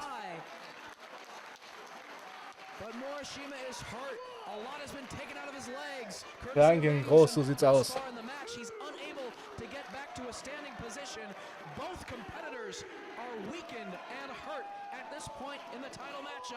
Double count administered by Paul Turner. And you got to ask yourself, too, at this point, Dave, has 6 months and the grueling schedule Morishima has taken as the ROH World Champion, not just defending that belt here, but traveling back and forth to Japan so many times in between title defenses, finally taking its toll on Morishima. Is tonight the night he's ready? Ja, Morishima war ja damals nicht mehr unter ROH-Vertrag, der war ja bei Noah. Oh, Small Package, 1, 2. Nice. Und jetzt. 1, 2. Oh. So gut, die ganzen Nearfalls.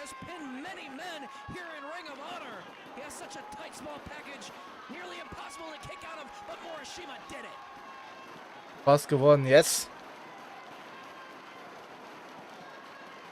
The crowd urging Danielson back to his feet.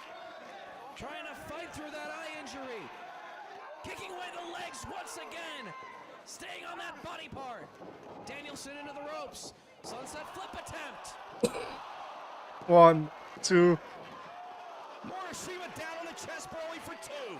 All the body weight of the champion came crashing down on Bryan Danielson, but he still was able to get his shoulder up off the canvas. And Morishima, off the ropes he comes. Oh, jump. Holy shit. 1, 2. Oh my God. Oh, jawohl.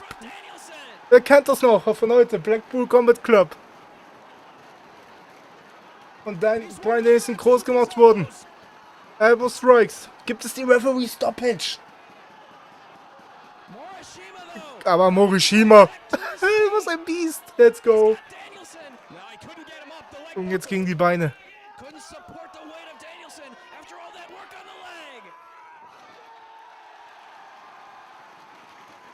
Was ein Match, ey. Und jawohl. Also das hat Danielson auch natürlich schon früher gezeigt. Oh Gott. Und jetzt Kettle. Violation. Die Crowd steht. Die Crowd steht. Gibt es den Titelwechsel? Die Crowd steht. Gibt es den Titelwechsel?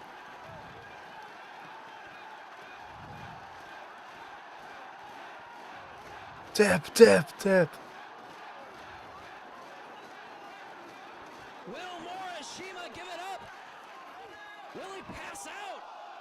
Referee checking on his condition. 2, 1 more, we got a new champ. No! Nein, Morishima ist still alive.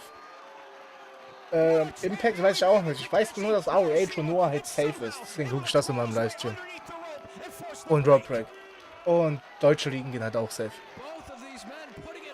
Obwohl WXW weiß ich jetzt auch nicht mal, weil es halt von WWE ist.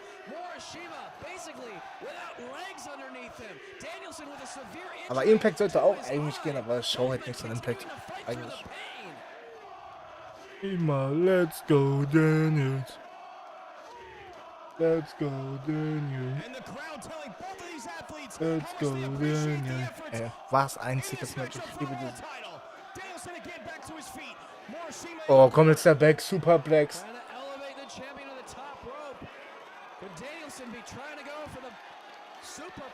Nee, WXW gucken wir nicht. Ich glaube, WXW ist auch kritisch, weil es jetzt WWE ist. Keine Ahnung. Oh mein Gott! Impact ist das mit den 6 Ringecken, ja, jetzt aber nicht mehr mittlerweile. TNA hieß das ja damals. Ich habe TNA Impact noch nie so gemocht, muss ich sagen.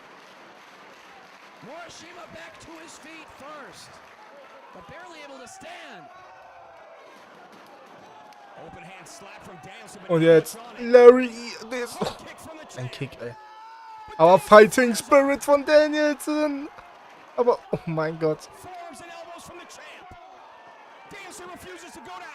Oh shit. Okay, Gott. Oh mein Gott. Und jetzt Saito Suplex. Holy shit. Und 1, 2, 3. Oh, holy shit.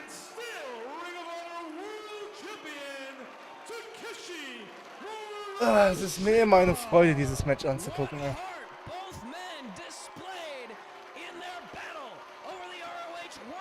Holy shit.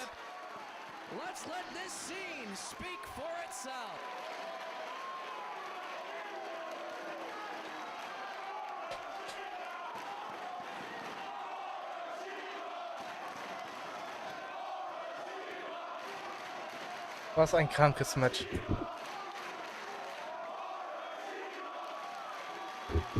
Hätte auch nicht gewollt, wenn der andere den Titel gewinnt und in 6 Monate pausieren muss.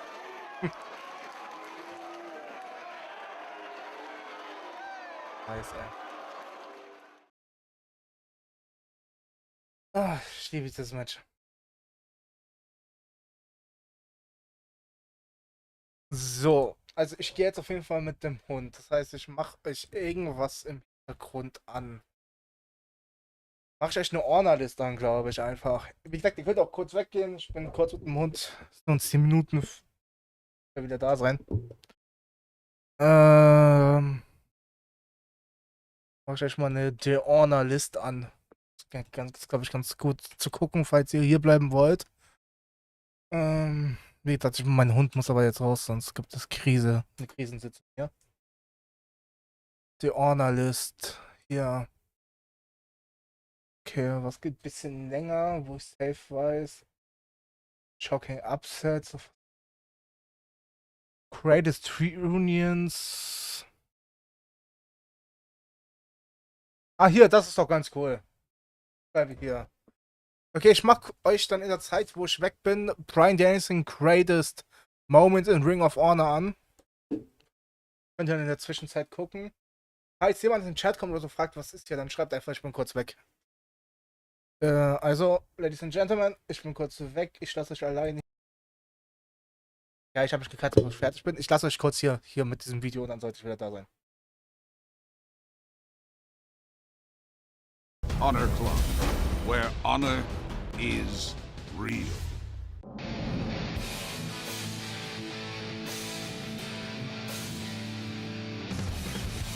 This is single-handedly the greatest pro wrestling show I have ever seen or been a part of. And the American Dragon and Loki who have teamed together in some promotions against their will, mind you. Just happen to be circumstances. American Dragon still moves Look at these guys. Who kicks harder, American Dragon or Low Key? That's the question right now. I don't think it's Christopher Daniels. Oh, Chris Daniels is going to find out. That's not how you do it. An American Dragon, just 20 years old. Low Key, just 22 years old. Just what's Christopher Daniels doing? Christopher Daniels going in to seize this opportunity. Oh my goodness! A belly to back superplex. All three men are down. All three men on the receiving end of that move. Who wants it more, Steve Corino? Who wants it more? Imagine, I'm tired. You're tired. Imagine what these three guys are feeling right now. Oh my goodness! Key Crusher. That's it. That's it. Key Crusher does it. Key Crusher does it. For all you fans that thought professional wrestling has gotten stale over the years, you have to tune in. You have to rewind. You have to see this tape over and over again because you've seen the greatest athlete in pro wrestling here at Ring of Honor. You see the blood of homicide on the body of Bryan Danielson. And look at Danielson using his fingernails to try to tear that cut open even more. He's going for it again. No, homicide using his leverage to block the suplex attempt, trying to turn it on it. Oh, forearm strike from Danielson. And again. Just tosses homicide down inside the ring.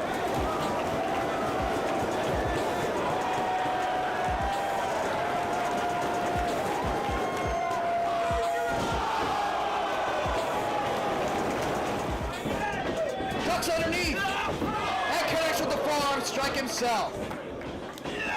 Going for the airplane spin. He's got it.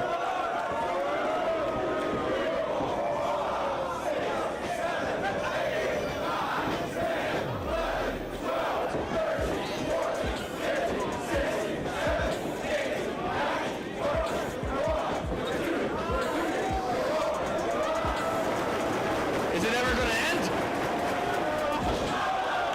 Both these guys have to be done. The longest airplane spin ever. Cover!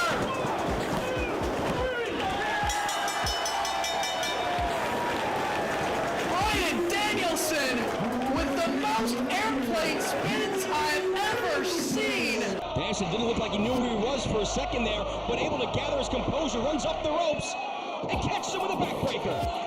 Repeatedly going to work on Kenta. We've seen him knock people out with those elbows before, but Kenta has it up on his shoulders. Go to sleep. Blocked.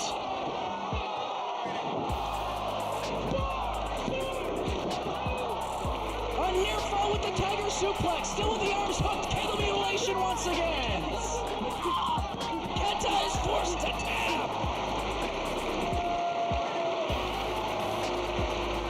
We're about 43 minutes into this matchup. And Samoa Joe dumped over the barricade and into the front row once again. Bryan Danielson just waiting for Samoa Joe back to his feet. The ropes gets a running start. Drop kick. Oh, got all of it. And open hand strike from Samoa Joe. Gonna get it.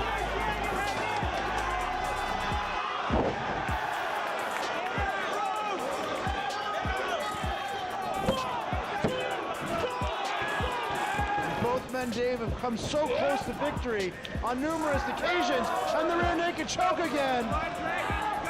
Danielson uses the ropes. Only two. And now just slaps across the face, roaring elbow. Off the ropes. Okada roll.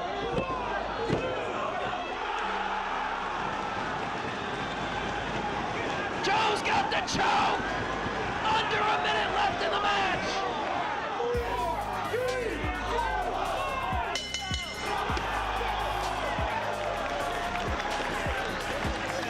He's 60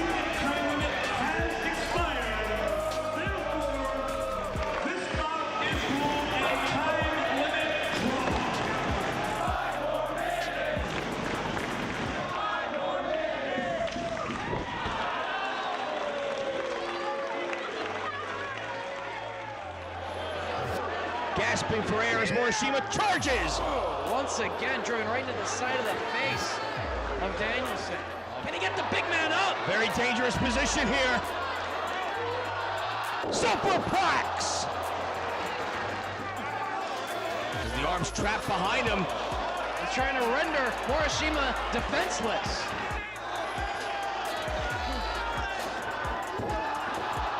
Repeated stomps to the groin. Stepping over. He's got him trapped. Elbows by Danielson with the chain. Moroshima's not giving it up. Repeated elbows by Bryan Danielson. Moroshima's also not defending himself. Cow mutilation. Will he tap? Oh, his arm looks to be limp once again. That's it. Back to his feet, and so is Gibson. Comes roaring. Gibson ducks. Tiger driver. It's all over Gibson. Danielson trying to block. Again, the strength shown. And drives down under the chest of Gibson. So, schon wieder da. Oh, war jetzt doch viel schneller als ich dachte. Ne, ich muss abends noch meinen Hund immer kurz rauslassen, weil sonst kriegt er die Krise. Oh, cool, dass alle noch am Start sind hier. Ich lasse mal das Video weiterlaufen, oder? Lass das Video einfach mal weiterlaufen.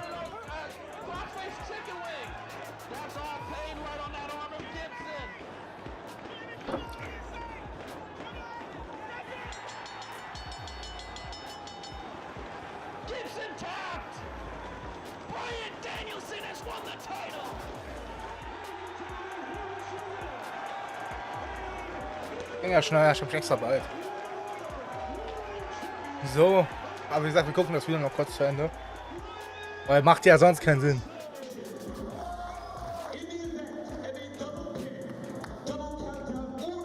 Boah, das ist das beste RH-Match ever. Nigel McGuinness, jetzt WWE-Kommentator, gegen Bryan Danielson um beide Titel.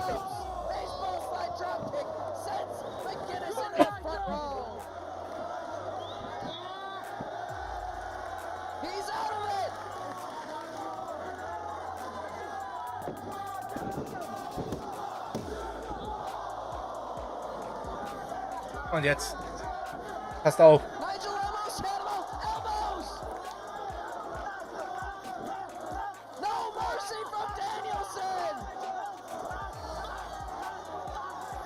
Oh, wie der K.O. geht.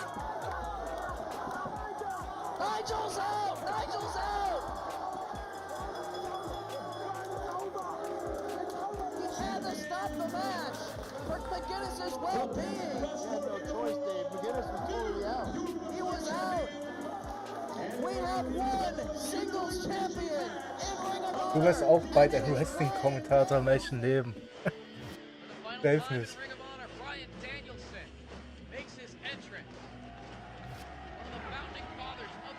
War das letzte RH-Match von ihm.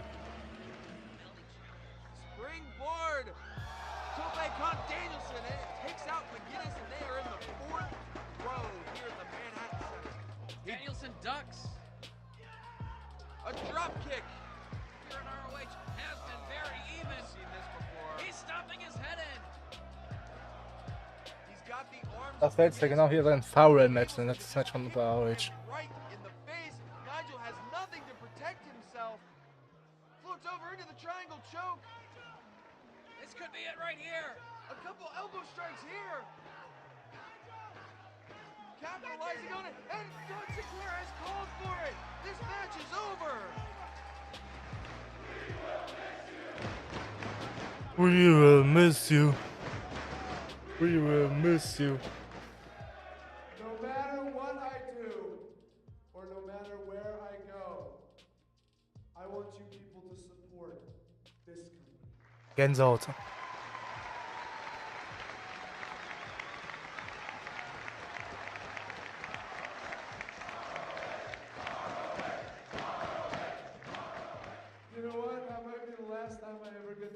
punch somebody in the ear.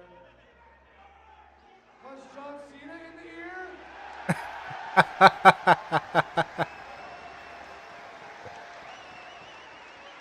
I swear to God, I'll walk right up to that son of a.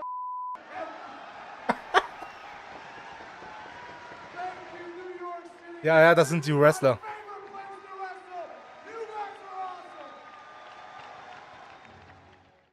Oh ne. So geil.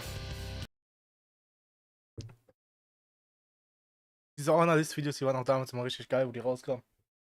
Es gibt richtig geile Videos von diesem Honor-List und so. So.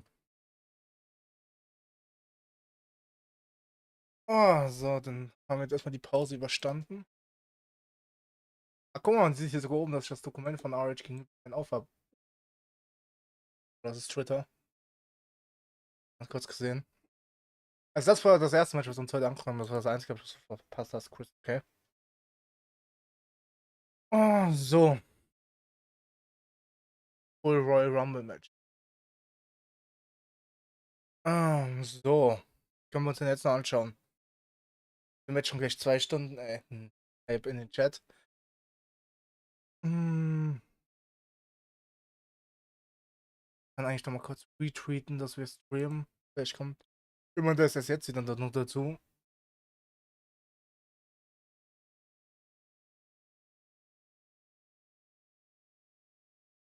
So. Okay, wenn wir nochmal anderen Stuff anschauen. Gute Frage, wer wird. Frage, was wir jetzt. Ja, ich guck mal.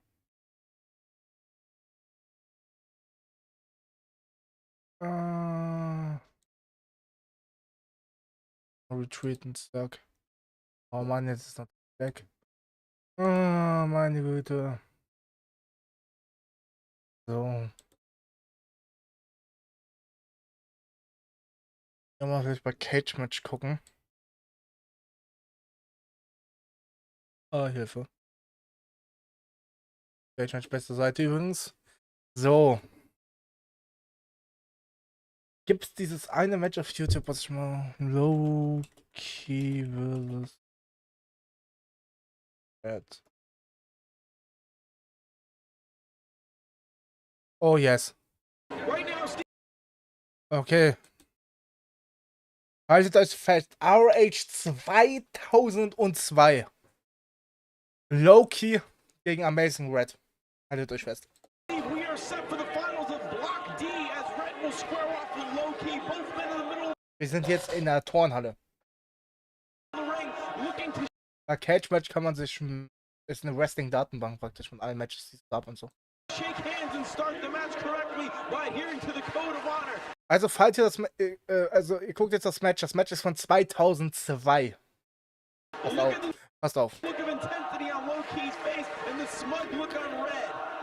Can you hear the crowd? You killed Nana. Will Red be the second recipient of Death by Low-Key? As an update, Steve, we just got this from the back. Nana was knocked out in the middle of the ring. He has a concussion, but he will be okay. What the? Passt auf, wie die wresteln. Das war 2002. You see the look, my king? Uh-oh. Whoa, nice front kick to the left leg of Red. Low-Key squaring off like an animal in the middle of the ring on Red. Oh.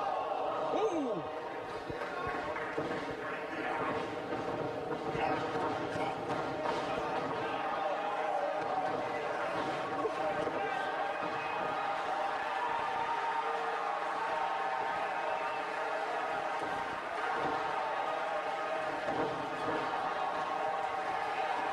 Holy crouching tiger, hidden dragon, what the damn hell was that? Crouching Red, hidden Low-Key is more appropriate than Matrix meets movie magic right there. That was one of the most unbelievable minutes I've ever seen to the opening match of a wrestling contest. Perhaps the most exciting minute that I've ever seen, Steve. And Low-Key and Red are standing in the middle of the ring, squaring off again after that opening sequence. One of the most exciting, that was the most exciting. Also wie die Crowd ausgerastet ist, Alter. If there wasn't a capacity crowd here in South Philadelphia, I would think that was movie magic.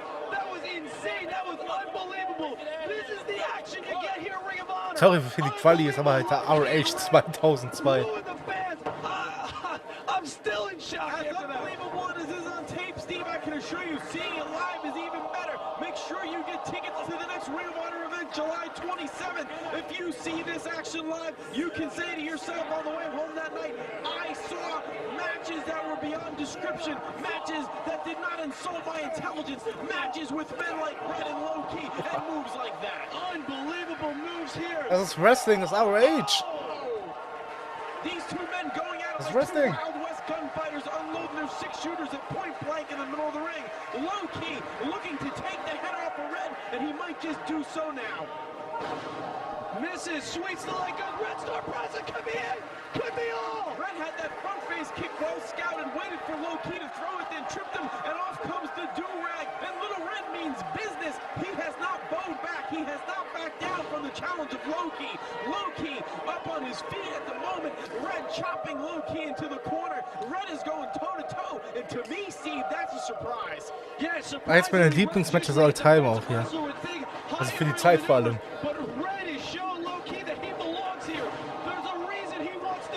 Ring of Honor champion, and he's going for it right now. Guns a-blazing. The amazing Red is taking it to Low-Key. This is some great action right here. Oh, Low-Key war halt immer dieser Striker. Mit sehr vielen Kicks und so weiter.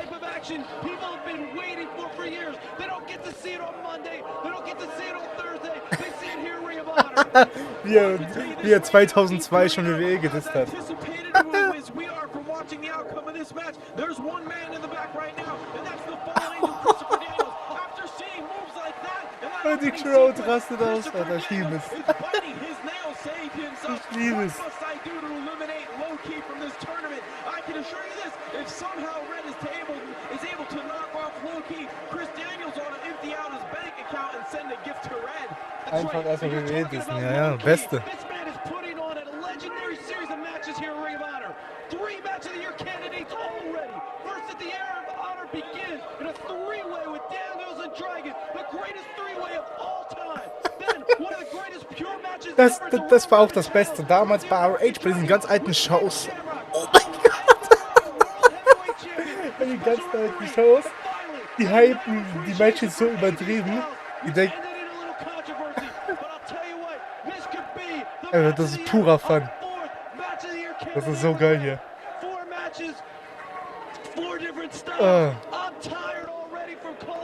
Ist das Goldberg? Nein. Das ist Low-Key. Ist das? Oh.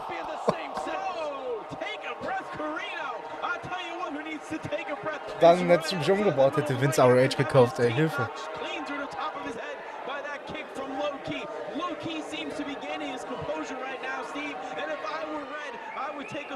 Ich will gar nicht drüber nachdenken, was wird passiert. Goldberg RH, nein. Ich weiß auch nicht, wie man Low-Key sieht, ob Goldberg kommt.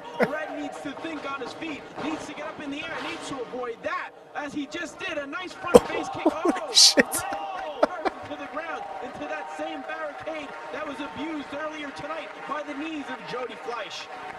Unbelievable, you see the replay there, Low-Key kicking the amazing Red so hard, he couldn't even catch himself. He hit the floor with full impact.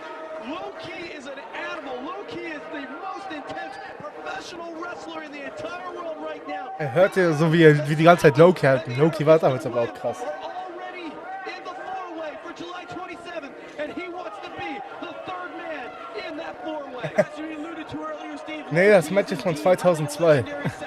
Ja, schon klar, aber Goldberg ist halt, glaube ich, 20 cm größer als Low-Key. The sheets, everyone in the know has been saying it's a legendary series, and they're not lying, Steve. I've seen them firsthand. I don't blow smoke up the derriere of just anybody. Low-Key has the right stuff, no pun intended. I can say this clear and full of emotion, Steve, that Low-Key is even making me a little emotional. Low-Key is one of the most intense individuals I have ever seen in the ring. That's right, in just a few months ago, I stepped into the ring with Low-Key. I wanted to see what this kid was all about. I've heard about how hard he kicks. I've heard about how intense he is in the ring. And I'll tell you what, the people, the sheet, Dieses ganze was wäre, wenn Goldberg nicht bei RH gewesen wäre. Holy shit! the athletic talent of Low-Key. can tell you this, Red, much like Ricky Tiki Tabby, the Mongoose, the Viper versus the Mongoose, the smaller man versus the Das Kommentar killt mich auch immer wieder. Das Kommentar killt mich. Der Kommentar, sorry. Das Kommentar eigentlich von Commentary, hä? Wer weiß.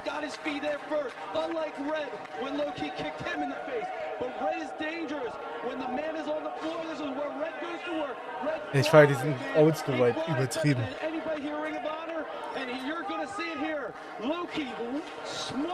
Ich feiere diesen Oldschool-Vibe übertrieben.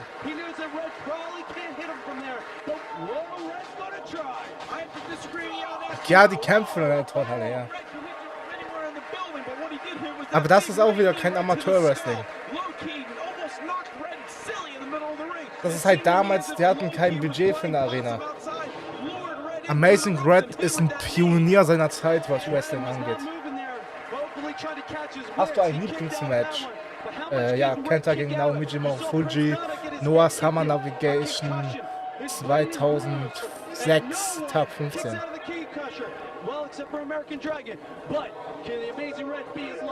Oh, Kiwi Crusher! Holy shit! 1, 2! Oh. Aber ich glaube, wenn es echt nur um Lieblingsmatch geht, ist das hier auch unter meinen Top 10. Das ist einfach so crazy, dieses Match.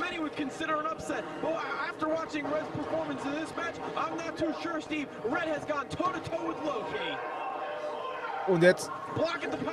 Was ein Konter!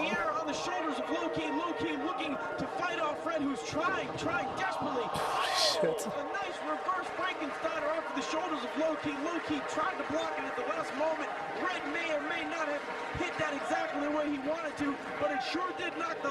Die WWE-Fans hier, Amazing Red hat zum Beispiel Sascha Banks trainiert.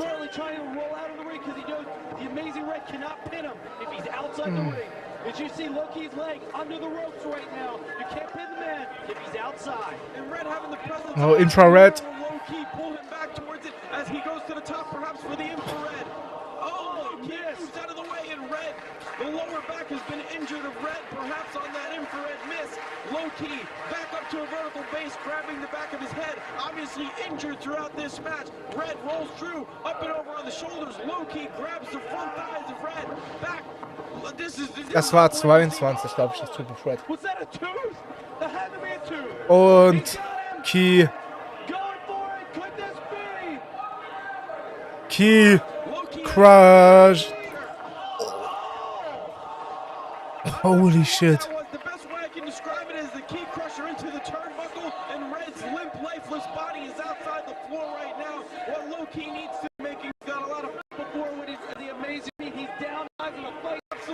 Und jetzt einer der schönsten Moves. Phoenix Splash! Aber gekontert. Und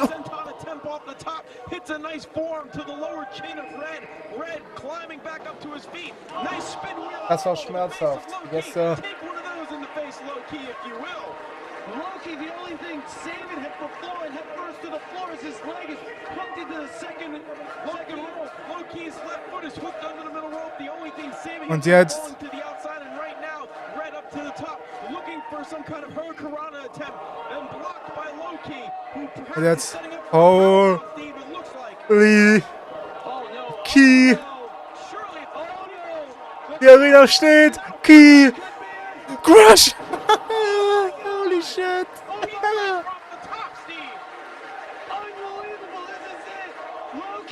Die Arena steht. Oder die Turnhalle, wie auch immer.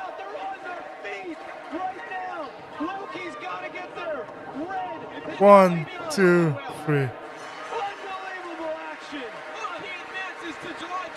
Hallo, das ist sogar. Das ist sogar von dem YouTube, ist das der YouTube-Kanal von Amazing Red? Nee, oder? Ich glaube schon, der YouTube-Kanal von Amazing Red. Crazy, warte. Ja, bist du. Hat er selbst hochgeladen. War aber ein krankes Match. War auch ein krankes Match. Oh. So, Universe-Ausgabe auch schon 90 Aufrufe. Nice. Gewonnen und verloren. So. Ah.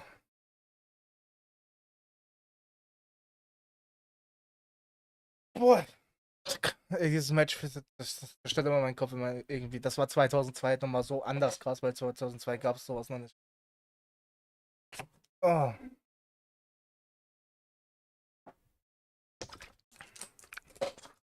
Da kam aber schon gut an, der Part heute, 90 Aufrufe. So. So.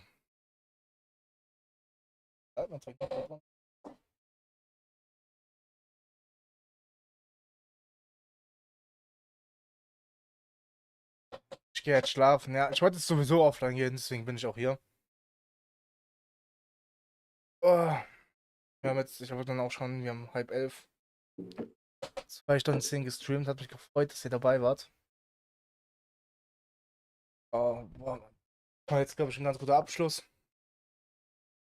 Falls ihr es noch nicht gemacht habt, könnt ihr gerne ein Abo auf diesem Kanal da lassen. Durch den neuesten Universe Mode Part abchecken. Und ja, ich wünsche euch eine gute Nacht.